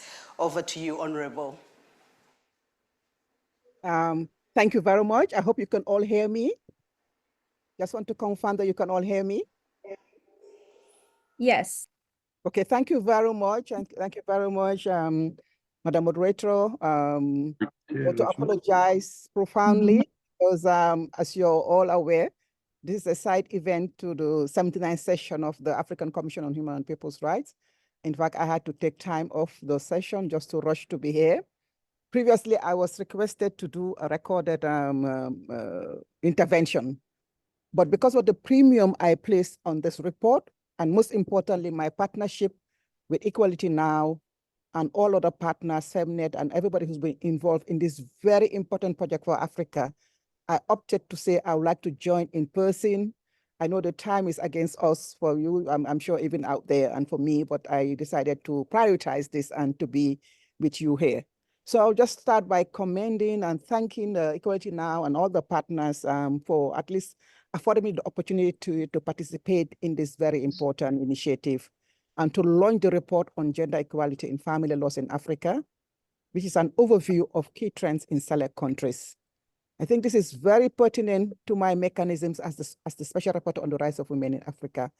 As you're all aware, the adoption of the Maputo Protocol to the African Charter on the Rights and Welfare of Women, which is referred to as the Maputo Protocol, and its entry into force, has been a very revolutionary movement for women in the continent, as it contains robust and progressive protection for women in the continent. Currently, as you are aware, 45 of the 55 African countries have ratified the protocol. And our target is to have universal ratification. While we commend the ratification by 45 countries, we will not rest until we have the entire continent ratify this protocol, because we believe that the innovative provisions, the transformations that we have in this instrument, all the women and girl children in the continent are really entitled to it. Having said that, as you are aware, Articles 6, 7, 20, and 21 of the protocol call for state parties to ensure that all women and men enjoy equal rights in marriage and family-related issues, with Article 8F calling for state parties to take appropriate measures to reform existing discriminatory laws and practice in order to promote and protect the rights of women. This is an obligation that all state parties have. I think even beyond the Maputo Protocol also, you know that as far as the African Charter is also concerned, the Article 18 of the African Charter also speaks to the issue of women and the equality, especially within the context of the family. So this assignment is very important, not only for countries that have actually ratified the protocol, but even for countries that have ratified the Charter, it's an obligation to ensure protection from discrimination and also protection of women within the context of the family. So this assignment, as I said, is very important. The report, having gone through it, provides insight into the African context by providing an overview of key trends in 20 diverse countries. It's a very wide sample. It focuses on 9 broad family law themes. Legal pluralism, as you are aware, is an issue that actually we are confronted with within the African context, because we have our own received laws that we have from colonizers. We also have the cultural norms. We also have some of them our religious laws in countries where that exists. We have the issue of child marriage, which is a problem, it's a prevalent problem throughout the continent. Registration and legal recognition of marriages. Because of the legal pluralism, sometimes it's difficult to have the registration. So I think this is very important. Polygamy also is an issue that has been identified, gender-based violence within the family, and most importantly, even in countries where you have laws prohibiting gender-based violence, the issue of marital rape is still a challenge. Domestic violence is still a challenge because of the socio-cultural context that we find ourselves in. People don't consider that when men violate their spouses, it becomes an issue. It becomes a family issue, and nobody takes it serious. But we all know that this is one of the challenges and the problems that affects women within the continent. We have divorce, we have child custody, matrimonial property. This is another difficult area, to the point where Article 7 of the Maputo Protocol specifically deals with the issue of matrimonial property, equitable distribution of matrimonial property during divorce, separation. And these are some of the things. Inheritance is another area. So the report deals with very pertinent issues that are relevant to the welfare, well-being, and the rights of women within the continent.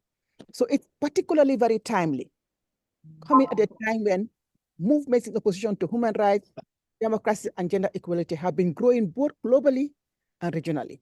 And I repeat, not only in Africa, but globally and regionally. And this is cause for concern for all women's rights advocates and activists globally. And in many countries, we are seeing a rise in conservative ideologies that threaten these fundamental rights. So what we are seeing is rollback of rights. So all the hard work that have been done, all the gains that have been made, they are stretched to roll back. And I think where I sit in the Gambia, where is the home of the African Commission, we know the debate that is raging right now, which deals with the issue of rollback on rights related to female genital mutilation. That's why I'm saying that, and Gambia is just one example. You have so many examples throughout the continent So report is very, very timely. From my perspective as a special rapporteur on the rights of women in Africa, I am really saddened by the findings of this report. And that 21 years after the adoption of the Maputo Protocol, which we celebrated last year as 20 years, many of our African countries have retained discriminatory laws and practices and policies in their statutes. This is really cause for concern, and like I said, very disheartening. Despite advancement in several aspects relating to the rights of women, the full potential of progressive reforms for women's rights remains unrealized due to the slow and uneven progress, coupled with legal limitations like clawback clauses, you give with one hand and you take with the other, reservation on key treaties. For example, most of the key instruments of the Maputo Protocol, states ratify but they enter reservation, and resistance from anti-rights movement. The rise of anti-rights movement is a cause for concern. And my call here is that women's rights advocates should not be complacent, should not become, just like you're advocating for rights, there's a parallel movement advocating against those rights. So we must raise ourselves up and prepare for that as we work for the promotion and protection of women's rights within the continent. I'm aware that some member states continue to place reservations on Articles 6, 7, and 14 of the Maputo Protocol, therefore significantly impeding marriage equality and women's autonomy, bodily autonomy. And this is an area that I am very concerned with. And my mandate continues to work as we continue to work for ratification. We also continue to work with all relevant stakeholders and non-stakeholders to advocate for the lifting of the reservation placed under the Maputo Protocol, meaning that we have two challenges: to ensure universal ratification, and even where this has been ratified, to ensure that those who enter reservations have lifted this reservation, and most importantly also, entering ratification, entering reservations in some areas, they're challenging. But what is more challenging is ensuring the effective implementation of this instrument so that it becomes the lived realities of the women of the continent. This is what we're constrained with at the level of the African Commission, and my mandate is really alive to that and working very hard to make sure that this is resolved. It is disheartening to hear that about this hardship that women have gone through and continue to go through because of the unequal family laws that we have in our continent, as narrated in the case studies featured in the report. It is worrying that physical, emotional, and mental trauma has been normalized as many reforms have not been enacted, despite progressive judgments, decisions by national courts. I think we have a lot of jurisprudence at the national courts, not very much. We'd like to have more, but despite the jurisprudence at the national level, the jurisprudence at the regional level, at the level of the committee and the African court, we still having challenges relating to implementation of those decisions. The typical example is the case filed against the Republic of Mali since 2018, and the decision of the African court related to that, and the fact that to date, the judgment has not been implemented, making it very difficult for the women in Mali and the children in Mali to benefit from the innovative provisions of the Maputo Protocol. That's why I indicated that it's not just enough to have a very transformative and revolutionary instrument.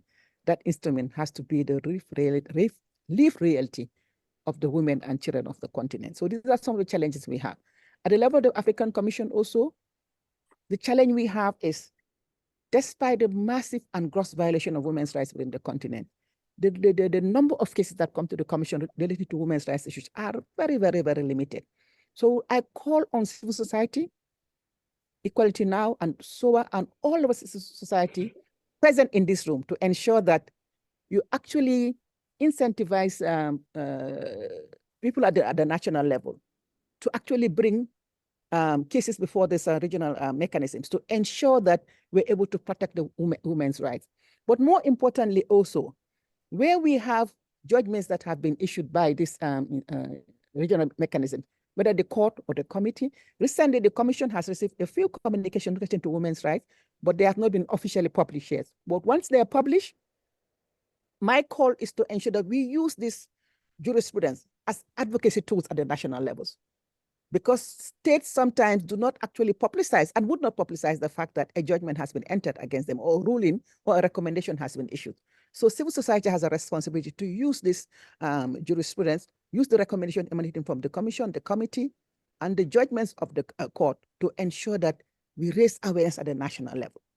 I don't think the states will like it when you actually keep bringing in their ears that despite the fact that they are the ones who put together the commission, the court and the committee, they don't respect their decisions. But this can only happen if you really use the press, use the media, and all the platform to disseminate the judgments. We actually do that when we have our promotion missions, but we also want to rely on civil society to do that for us.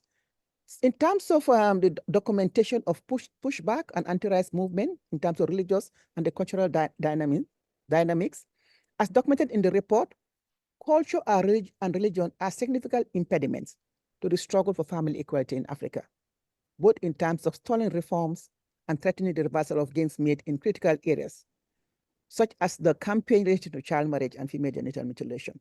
But I will add to that, it's not only about culture, it's about disinformation and misinformation about religion and what it means. These are some of the things. And we must push back as women's rights advocates to ensure that we do that. At the level of the African Commission, we are doing our best by issuing general comments, guidelines, resolutions to help member states to implement the laws that they have at the national level. We do this in our resolutions, but we also have joint efforts to reinforce the complementary we have with other organs. We've had joint general comments issued between the commission and the committee relating to child marriage. The most recent one was the one we did on FGM. And what we actually are called again here is that this instrument should be used by civil society to raise awareness at the national level. Because when we have this instrument, we actually elaborate on the hard law and actually explain how this can be implemented at the national level. So we have recommendations for the states, national human rights institutions, civil society organizations, and I would really appeal that we don't just leave these great instruments, whether they're resolutions, whether they're joint general comments, at the level of the commission. We must actually use them to make sure that these are implemented at the national level. Last year, we had a webinar to raise awareness about these soft laws, because sometimes the problem is that civil society does not know about the soft laws issued by the commission. So I would really urge you also to take part in the work of the commission, take part in the sessions of the commission, take part in the NGO forum, because these are all instruments and mechanisms you have that will actually help to raise your awareness as to what we are doing and what instruments we have. So I'm also pleased to hear that about the operationalization of African Family Law Network, which is steered by organizations that are close partners of the African Commission. As I said at the very beginning, the reason why I decided to leave my meeting right now as the vice chair and part of the bureau to join is because I recognize that Equality Now, Femnet, SIHA, and Musawa, these are very, very valued partners of the Special Rapporteur on the Rights of Women. And I want to give a commitment that I'll continue to work with you, to campaign with you for the reform of family laws in Africa based on the recommendations of the report. And also, if there are any emerging dynamics, I will also take those into consideration. I thank you all for your kind attention and wish you fruitful deliberations. Congratulations once more to Equality Now and all the partners who are involved in this great project for the preparation and for promulgation of that report. I have the real singular honor and privilege to formally launch the report.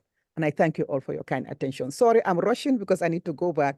We're running behind in our schedule and I had made a commitment that I'll be here at 1:30. I need to go back to my meeting. So thank you very much. So the report is formally launched and I'm glad that I could actually be with you, well, in person, but virtually. Thank you very much.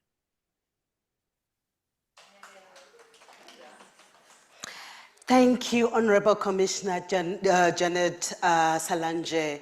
In you is our celebration of your exceptional leadership and how you speak truth to our reality and how you also provide and hold space and strategically guide us on platforms that are strategic with boldness, with courage, holding space and speaking truth to power. Thank you for also pressing our alert button that we need to continue holding space together and just in solidarity and continuously affirming our work that together we can, together it's possible, and time is now. Now we transition back to you, Hishama. Thank you, everyone. Thank you so much, Sally. As someone who comes from Sri Lanka and the South Asian region, we are in awe of the Maputo Protocol, and you have with the region such an extraordinary tool. And just to mention, in Honorable Commissioner's words, transformative, revolutionary instrument that can be used for local advocacy. How exceptional is that? I'm quite jealous, to be honest, to being a South Asian, of this incredible instrument that you have, and the commitment of the High Commissioner to also work towards family law reforms. This is the time for not only the African region, but globally to push for this issue. In reverting back to the panel, I would like to make a really quick change to the order and have Dr. Satang go next, as she has to leave, unfortunately, a bit early. Let me just, apologies, I'm just going to go very quickly. So Dr. Satang, we are witnessing, as Honorable Commissioner mentioned, we are witnessing one of the biggest challenges at the moment with the relentless pushback by anti-rights movements on the gains that we've made on family law reform in matters such as sexual rights and reproductive health, bodily autonomy, ending child marriage, FGM, and other harmful practices. So talk to us a little bit about the impacts of these anti-rights movements on our rights, and what role can academia play in countering the rhetoric, the regression, and the pushback, and how can we defeat these movements that are coming for our rights? Sure. Thank you very much for my timer.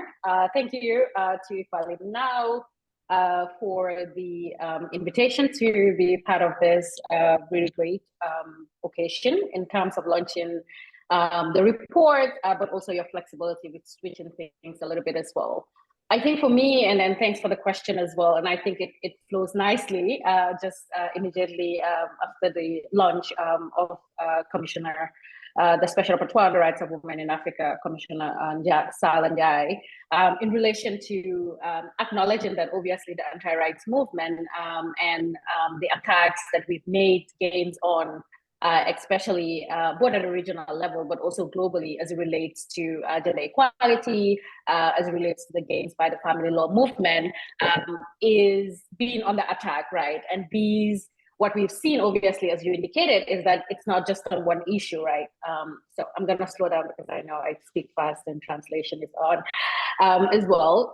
It's the range of issues from sexual and reproductive health and rights to female genital mutilation to the issues of child marriage and so forth. And I think for me, as the question that you ask, especially on the latter part in relation to the role of academia, I come into this as a Gambian legal scholar and practitioner, as an African feminist, as a human rights practitioner, and so also appreciate, acknowledging that universities, academia, higher ed institutions, as elite spaces, have a unique responsibility to engage in these issues. We cannot be silent in the face of the rise of the anti-rights movement, in the face of, as the commissioner rightly said, in the face of the increase of mis and disinformation as it relates to gender equality in general. And so I wanted to approach this from, as I said, the perspective of a scholar practitioner, to say that I think one of our biggest role that we can play, and which I think the previous speaker, Grace, also talked about, especially in terms of data, in terms of knowledge production, as well, it's also been able to convene spaces, right? So it's been able to convene spaces of dialogue that really fosters collaboration between academia, activists, as well as impacted communities in those instances. And I think part of it is really trying to shift from bridging the gap between theory and practice in one essence, but I think most importantly as well is centering collaborative community-based research that prioritizes research with rather than research on communities, right? And because then part of this is, in addition to bridging the gap, that it also addresses this quote unquote harmful hierarchy between researchers and subjects, between the research and the researcher, right? But that speaks to how our research, our methodology, which can incorporate intersectionality, which can incorporate, centering the lived experiences, that really focuses on how our research, how our knowledge production is useful for sort of the movement and the work that has been done both regionally in our various countries, but also globally as well.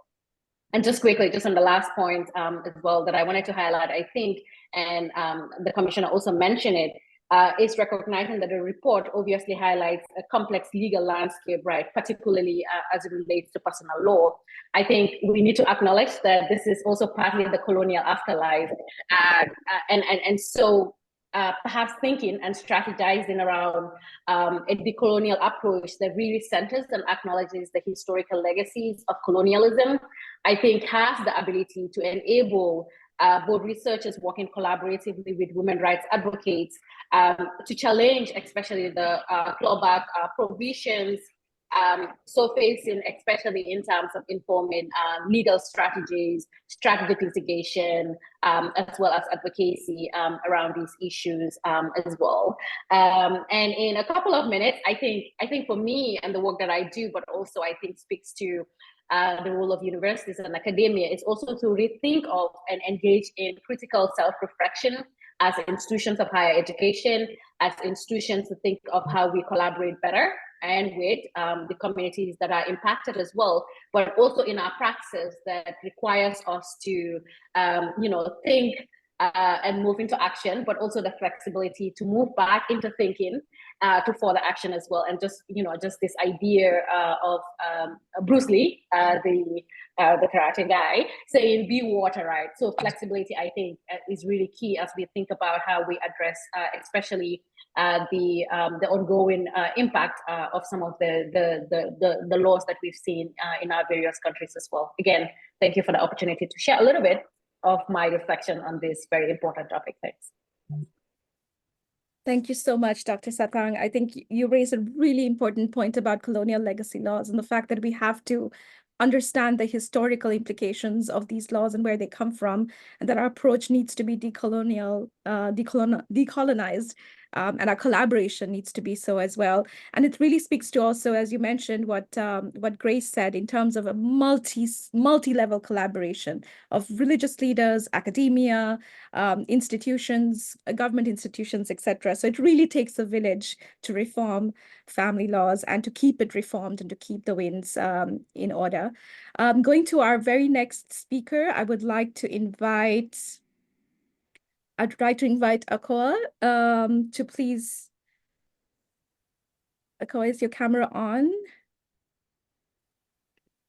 I'm sorry, I'm not seeing her as a speaker. Okay, yes, got you. So Cameroon is one of the countries that has a protracted struggle with family law reform. What has been the major stumbling blocks to reform, and what is the role of the judiciary in protecting the rights of women in context where national family law statutes are not yet aligned with regional and international standards? Over to you.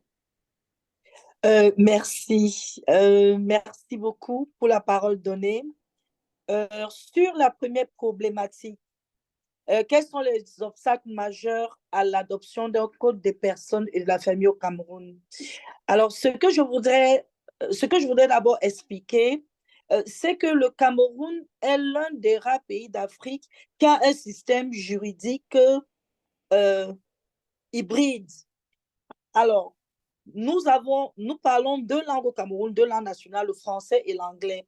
Dans la partie de l'Est Cameroun occidental, c'est l'anglais qui est la langue dominante. Et ce sont les règles de la common law, les règles de la common law qui y sont appliquées en matière de succession, de divorce. Dans la partie francophone du Cameroun, ce sont les règles du Code civil qui sont appliquées.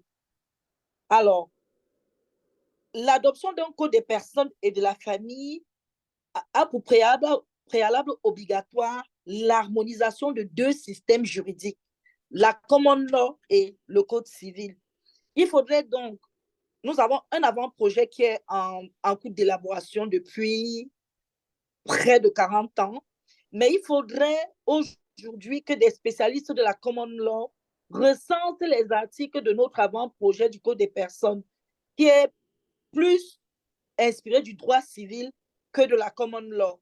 Il faudrait donc recenser les articles de notre avant-projet qui couvrent en même temps la common law et le code civil et identifier donc les dispositions de l'avant-projet qu'on doit soit remplacer par la common law, soit maintenir selon les règles du Code civil. Et il faudrait que les Camerounais d'expression francophone et les Camerounais d'expression anglophone se reconnaissent dans ce code des personnes et de la famille. Et c'est là l'un des obstacles majeurs. Si un autre pays a eu cette expérience, ce serait avec beaucoup d'intérêt que nous attendons le partage. La seconde problématique, quel est le rôle du système judiciaire dans la protection des droits des femmes, dans un contexte où le droit de la famille n'est pas conforme avec les conventions internationales et régionales? Alors, les juges ont un rôle très important à jouer. Alors, pour bien comprendre ce qui se passe au Cameroun en la matière, le Cameroun a, la constitution du Cameroun, l'article 45, a donné la place des conventions internationales dans notre ordonnancement juridique. Et les conventions internationales et régionales régulièrement ratifiées et publiées ont une valeur normative supérieure à nos lois internes et elles sont directement applicables. Donc, on n'a pas besoin de les internaliser pour les appliquer. Donc, en fait, les juges aujourd'hui qui ont vu leur capacité renforcée, les avocats qui ont vu leur capacité renforcée, aussi bien par le ministère de la Justice que par des associations de défense des droits des femmes, ces juges, donc, dès qu'ils sont saisis d'un contentieux où l'article 1421, par exemple, qui dit que le mari administre seul les biens de la communauté, il peut vendre même les biens personnels de la femme. Lorsque un mari vend une maison de la communauté et que la dame saisit la justice pour demander qu'on annule cette vente qui a été faite conformément au Code civil, mais qui viole l'article 16 alinéa H de H de la CEDEF, les juges qui sont outillés vont juste écarter cet article, cette disposition de 1421 et appliquer la CEDEF, appliquer le protocole de Maputo. Donc, si beaucoup de gens, si beaucoup d'acteurs de la justice s'approprient ces conventions internationales et régionales, le Cameroun peut, au jour d'aujourd'hui, à date, protéger efficacement les droits des femmes en attendant que le Code des personnes et de la famille soit adopté, soit avance quoi. Donc, beaucoup de sensibilisation à faire. Et si d'autres pays, je pense que le Sénégal a un système moniste également avec prévalence du droit international, si les juges sont beaucoup plus courageux, je pense que nous pouvons, tous les pays qui ont le système moniste avec prévalence du droit international, comme le Cameroun, les juges peuvent se lancer et directement appliquer les textes. Je pense que nous allons réduire les souffrances des femmes. Merci.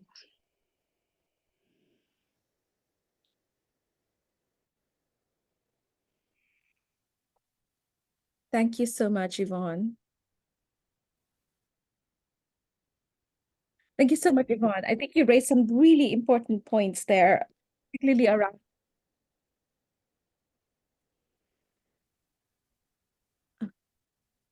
I'm sorry, I think the interpretation is on the English channel. Just double check, please. Thank you. Thank you so much, Yvonne, for your response, and you stuck to time. Thank you. We will go next to Rigbe. The report finds that Ethiopia has made significant progress in family law reforms through amendments to its civil code and the criminal code.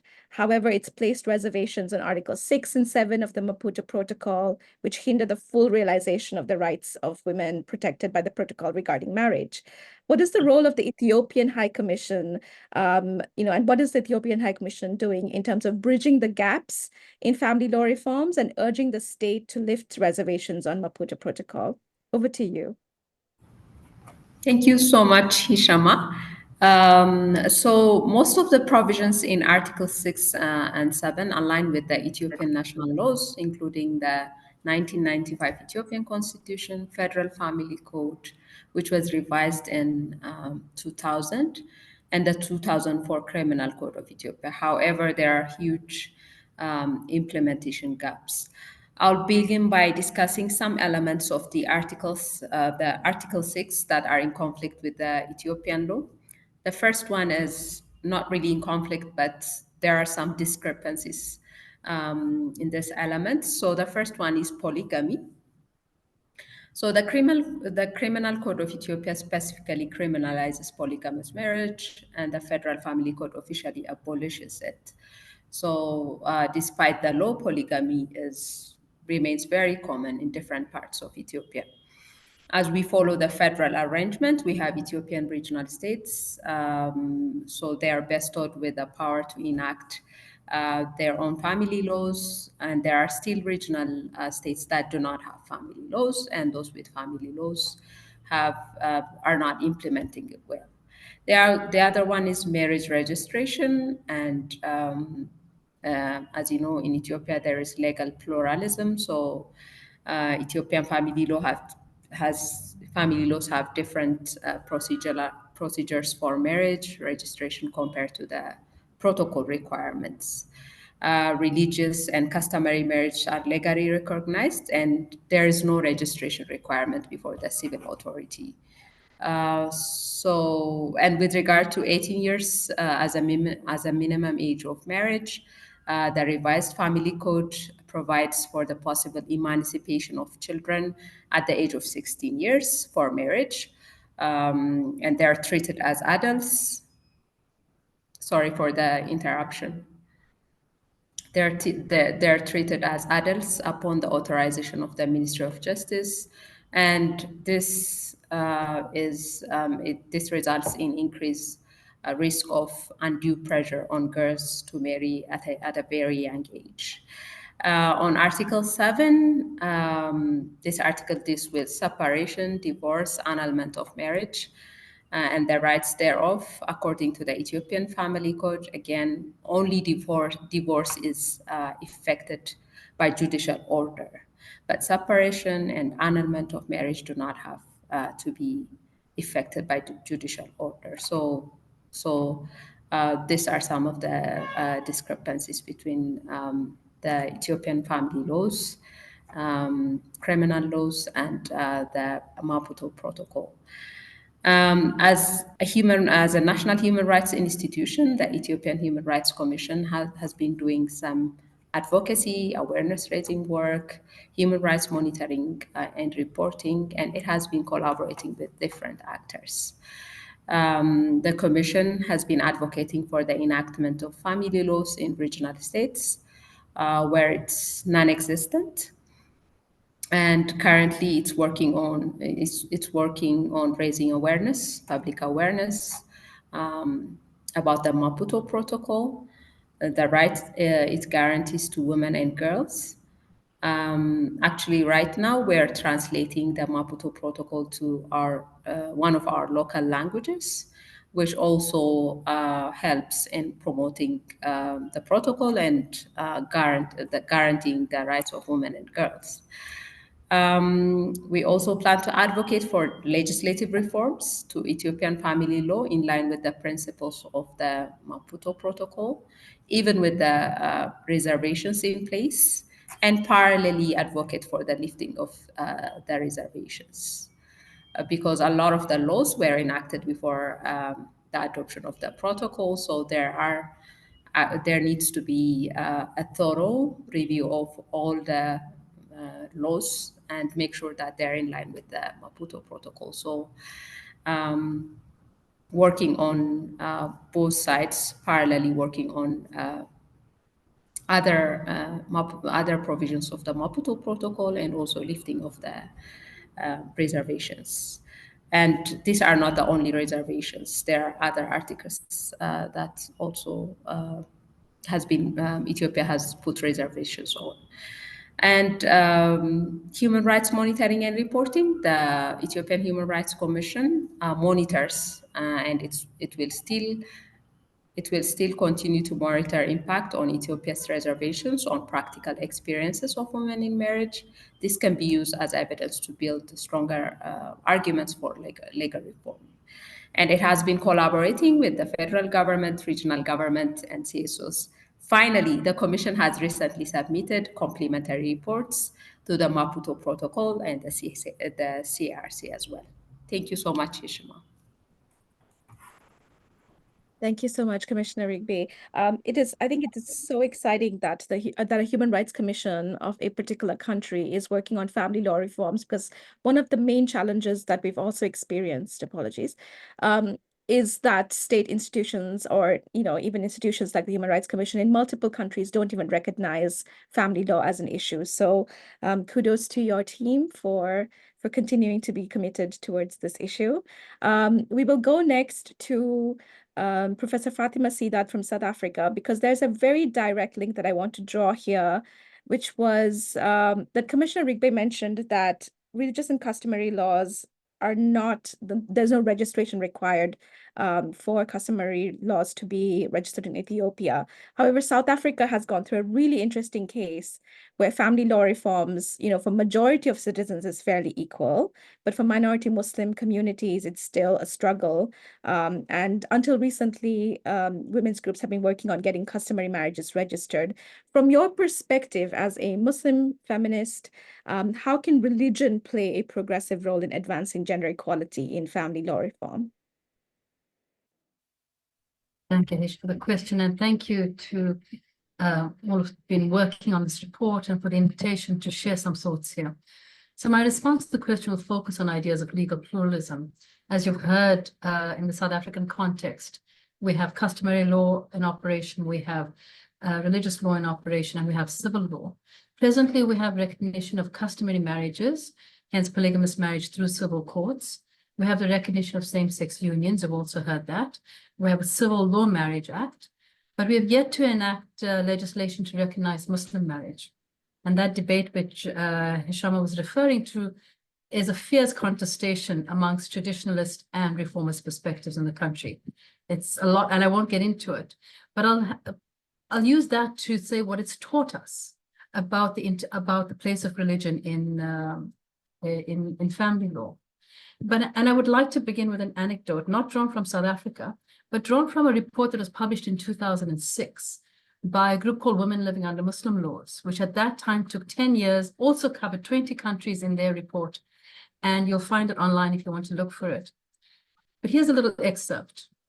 And some people may know that Islamic family law includes a principle of milk fosterage. And that means that two people fed by the same milk may not marry. And one young woman from a conservative rural community was happily married until one day her husband said that he was going to marry another wife. She was clearly unhappy about this, but felt she could do nothing about it. So the new wife came to live with the couple, and the young woman decided to take action in the only way that she knew how. She was at the time breastfeeding her child. So when she was asked to prepare the morning tea, she did that, but she mixed her own breast milk in with that tea.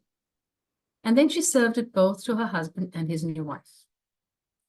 Once they drank the tea, she announced to them that they were no longer permissible to each other under Islamic law, having shared the milk of one woman. And further, she said that her husband was no longer permissible to her, because she was now his mother, having drank from his milk. As it turns out, the community in this situation accepted this as a valid form of divorce. Now I use this to make 2 points. First, that internally communities often have knowledge of their own systems and norms, and they women are using and do use these creatively. This illustrates women's own agency within systems of patriarchy and an internal form of resistance. The second reason I share it is to illustrate that customary and religious systems of law often have very distinct ethical systems, and that we need to recognize when those systems of ethics either do or do not support reform processes. Recognizing that, we need to align the various systems of ethics that we live in coterminously across the continent then. How do we arrive at an African context that is just and equitable for all? Now, the report offers a recommendation, and I think it's the third recommendation in the report, which speaks to sensitization. And so I'd like to make 3 points about how to implement this potential. First, I suggest that it's important to recognize religion and culture as systems of ethics that may or may not converge with state law and human rights systems of ethics. So it's important to also recognize the degree of competition amongst these systems of law and ethics, to recognize the personal challenges individuals experience in bringing together these different systems. Second, this requires consideration for how to manage the interaction of the various legal systems, to understand how useful each legal system is for the realization of the aspirations of the religious and the customary community. Third, we need to consider how to support aspirations that promote equality without requiring that people exit from their faith-based system or from the human rights system. This means that we recognize and harness the synergy of the human rights system and faith-based systems, that we empower faith-based actors to promote change internally, that we harness the agency women have within their own systems. Now, in the background, this requires that a recognition of religion, tradition, and custom as evolving and responsive spaces. Resisting arguments that these systems are unchanging and stagnant, we have to recognize that these are living systems of law. Even where state laws are codified aspects of religion and custom, everyday practice of law often evolves in a different trajectory. So to conclude, it's important to highlight, I think, the recommendation that speaks to movement building. It's a crucial aspect of law reform. So I look forward to how this report will further our efforts in movement building on family law reform across the continent, because I think that is one of the most significant tools we have in our toolbox. Thank you. Thank you so much, Professor Fatima. You raised some really critical points there around movement building, especially given that from the Global Campaign's experience, we have, faith-based groups, women's rights groups working from a secular perspective, all collaboratively working together. And we see the same with the Africa Family Law Network. So movement building on this matter is happening. And I would also like to invite everybody to join us in these movements around the world. Going lastly to Imam Bakuro. And I wanted to conclude with you because we unfortunately don't have time for Q&A because we're running short of time. So I wanted Imam Bakuro to wrap this panel up for us, because we've been hearing from multiple speakers, and actually every speaker raised it, that religion and cultures and customs remain an impediment to family law reform. So Imam Bakuro, despite all the advocacy by women's groups, advocating for reform of religious family laws is extremely difficult. The religion has been cited. Oh, my apologies.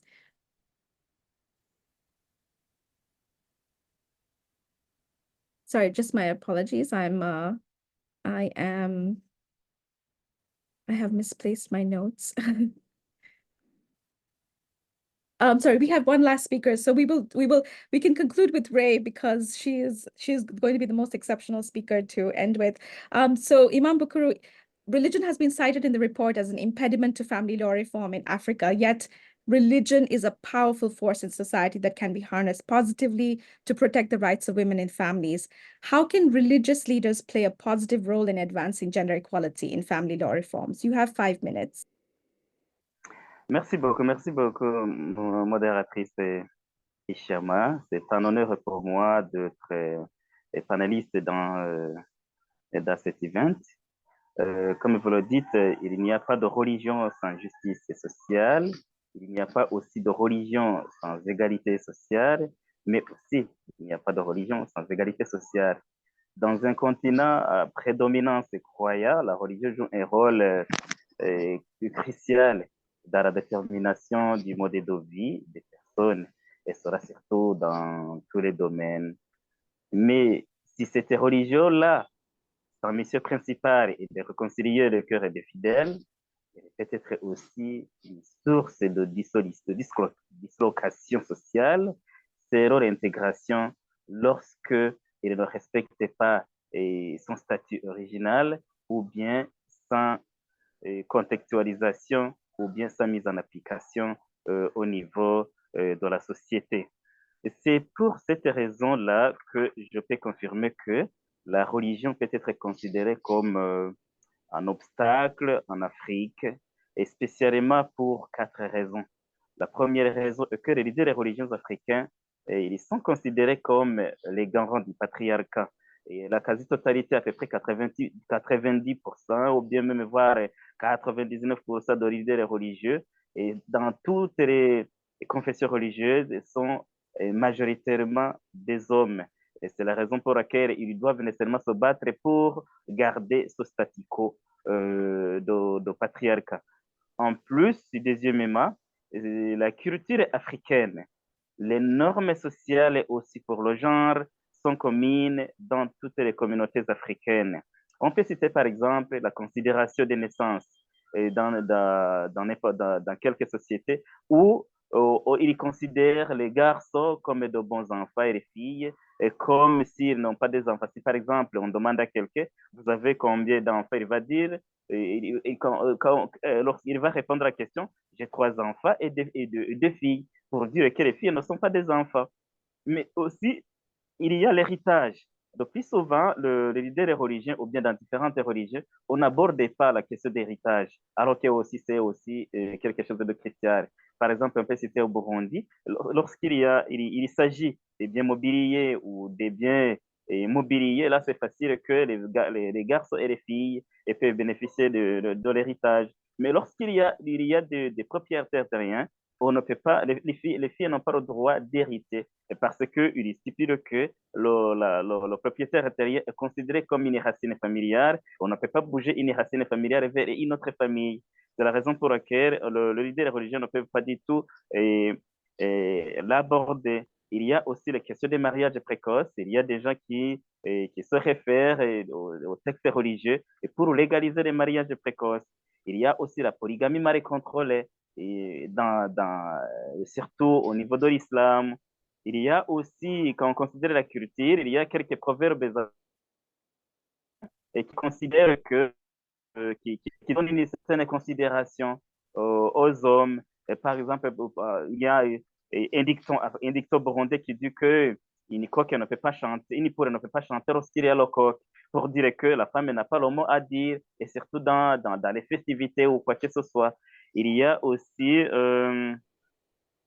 le, comment dirais-je, il y a aussi d'autres structures d'autres interprétations qu'on peut donner. Et par exemple, qu'une femme ne peut pas dire d'être au haut niveau, au supérieur des hommes, et que l'homme est considéré comme la tête de la famille, et que si une femme aussi peut être la tête de la famille, cette famille aura des têtes, et ça deviendra un monstre.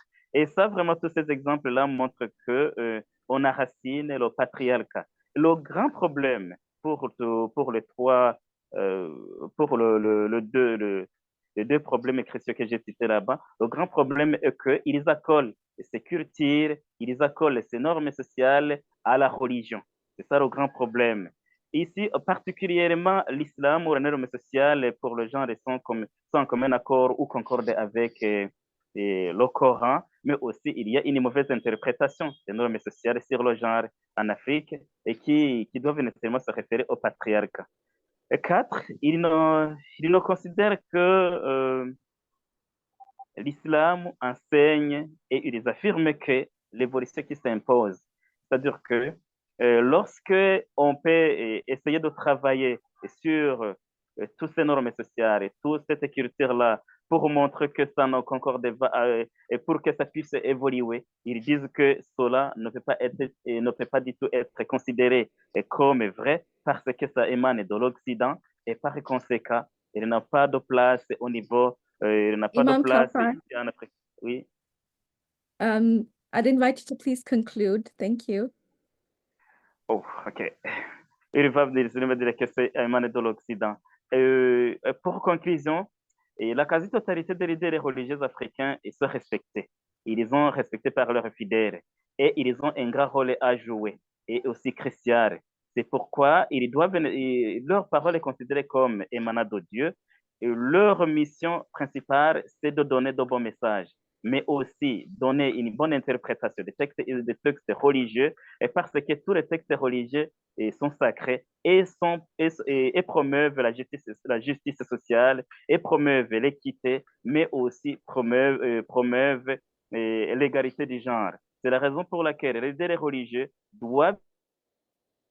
sont suivis par un grand nombre de fidèles. Ils doivent jouer ce rôle. Il ne faut jamais que les religieux puissent continuer à faire la lecture des textes islamiques en utilisant des lunettes datant de 2000 ou 2400, mais il faut vraiment qu'ils donnent un message prophétique en prenant des prédications ayant une bonne interprétation des textes saints, et aussi faire la promotion de la théorie du changement. Merci beaucoup. Thank you so much, Imam Khalfan, for sharing those really interesting insights. I'm sorry we have to wrap up because it would wrap your segment up because we're a little short of time. I would like to proceed next to Reynatu So. I can't think of a better person to conclude this panel for us.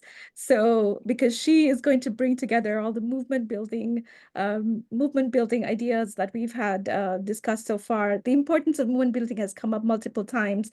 And Reynatu, we've heard from multiple speakers that advocacy is really important in bringing about legal change. In your experience, what is the role of research, documentation, and movement building as catalysts and tools for evidence-based advocacy, for family law reforms and practices? Please bring us home. Thank you so much. Thank you. It's so hard to speak after all we have heard, but I just wanted to say thank you to Equality Now, but also for the amazing work. I understand how hard a challenge it is to come up with this kind of report due to the lack of information, but also data out there. So I think I would take the example from Equality, from Solidarity for African Women's Rights, which is a coalition that works on the Maputo Protocol. It's really, building movement is really challenging because we bring in different people together to work, have got different ideas, different background, but also different culture, which is really important as well. And bringing those ideas, so how do you go around it? How do you make sure that people, we do, have a different views, but we also discuss and have shared goals that we're all aiming for? I think that's one of the challenges around movement building. But it's really important because we're bringing, we're all working for the same issues, the same goals. So how do we make sure that despite the challenges, the path we all are working on, we get there on time? And I think in terms of family laws, we have been doing quite a lot of monitoring, research, analyzing as macro account over the last 14 years. And I can't say that in terms of trends on family laws across Africa, but trends overall on women's rights or gender equality, it's quite, it's hard to say. I know some people would be finding it a bit hard to hear this, but there have been a lot of positive steps that we have seen. We have to say it. We have had a lot of laws and policies and national action plans, strategy that have been enacted across the continent, which is really amazing, having recorded all that over the years. However, the issues has always been around implementations, and this report speaks volume to that as well, where a lot of laws and policies are there, but it's really hard to, the implementation has always been the challenges. So how do we work around this? For me, there are so many ways, but it's also to think about what we have done so far. Has it worked? Do we need to change strategy? Who do we work with? Who do we need to bring in? Government people, stakeholders, religious group, all the groups we need to bring together to work on this. So there's a lot of advocacy that we still need to do in terms of like implementing these policies. For instance, the Maputo Protocol, we have 44 countries that have ratified. However, the implementation is still quite low. So for me, that's really important. How do we look at it in a holistic way, but also how do we work with diverse people, group of people across the continent to really get the result we were looking for. In terms of research and documentation, it plays a critical role in advocating for reform, laws, policy, but also practices. However, as a CSO, when we're working, we have so many battles, we have so many things we have to do. So research and documentation become really, the last thing on our agenda to work on, because it requires a lot of money, a lot of time, but also energy, which we don't have. So for me, we having done this over the last few years is really important for us to have to document the work we're doing. Like this report would help us to see the gaps, but also the challenges and the opportunity that would help us better to tailor our advocacy work. And the same way, if you go to see government to ask them to enact say, laws or policy, when you come with information data to present, it makes your work easier, because you could make them scared. If you talk about, for instance, the number of women being raped or violated, so it kind of brings a sense of, really kind of makes them take action straight away. So for me, documentation research is really important, but also help, to support the need for change of the current system. Like if the laws is already there, how can we do to reform that specific law? What is missing? But also it helps to facilitate collaboration among various groups and organizations. And that's why, as a CSO, that's one of our duty for me, is how do we make sure that evidence is out there to present to government, but then how do we use that evidence also to tailor our advocacy work? So it's really important to bring this, but also to get used to it. And I know time and times again for CSO is really hard. I can't imagine for Equality how hard it is to pull out that information data to be able to come up with this amazing report. So we will never stress on this enough. Let's document the work we're doing, share the case studies, but also make sure that we bring in people from various stakeholders to work with. No one is enemy. We're all working for the same goals. So how do we bring people together to achieve our goal? For me, that's really important. But also, how do we change the strategies we're working on to come up with new that have not been working? So thank you so much for having me. Thank you so much, Renati. You really drove this point home. Thank you for the exceptional panel of speakers, and for the audience for staying with us. Please stay a bit longer. We have the official launch happening now. On my part, I'd like to thank you on behalf of the Global Campaign for Equality in Family Law, and encourage you to please check out the work of the Global Campaign, but also the Africa Family Law Network through all the social media of Equality Now and partners. And so until next time, congratulations on the launch of the report, and over to you, Sally.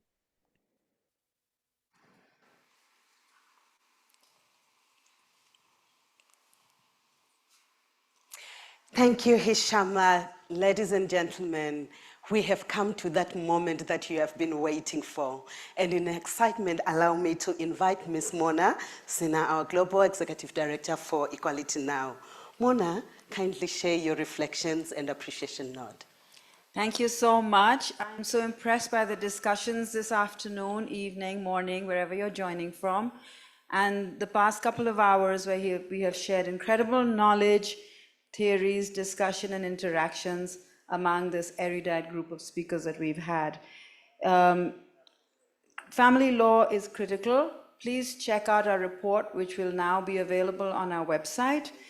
It really highlights, as you have seen this afternoon, issues around child marriage, registration and legal recognition of marriage, polygamy, marital rape, domestic violence, recognition of same-sex marriage, divorce, child custody, inheritance and marital property laws, among many others. I take this moment to express my gratitude to the Raoul Wallenberg Institute of Human Rights and Humanitarian Law, whose generosity has enabled us to undertake this seminal work, also supported by CEDA. I also extend gratitude to the panelists for sharing their expertise, and the facilitators who have been so generous with their time and skills to ensure that this launch goes off smoothly. We also need to expedite family law reforms in Africa. That's our call to action today. And finally, thank you to all our translators for enabling all of us to share this moment together. Thank you, Mona. So as you're parting short, finally, on this 30th anniversary of United Nations Day of International Families, what is your rallying call for governments in Africa and beyond as it relates to the family law equality? This is such an important milestone for us in a day that we should mark. I call upon governments to make family laws a priority in accordance with the 2030 Agenda and the Agenda 2063 of the African Union. Families in Africa and across the globe need to be equal. We need to center women so that we can attain a just world for everyone. As Gloria Steinem says, the future depends entirely on what each of us does every single day. After all, a movement is only people moving.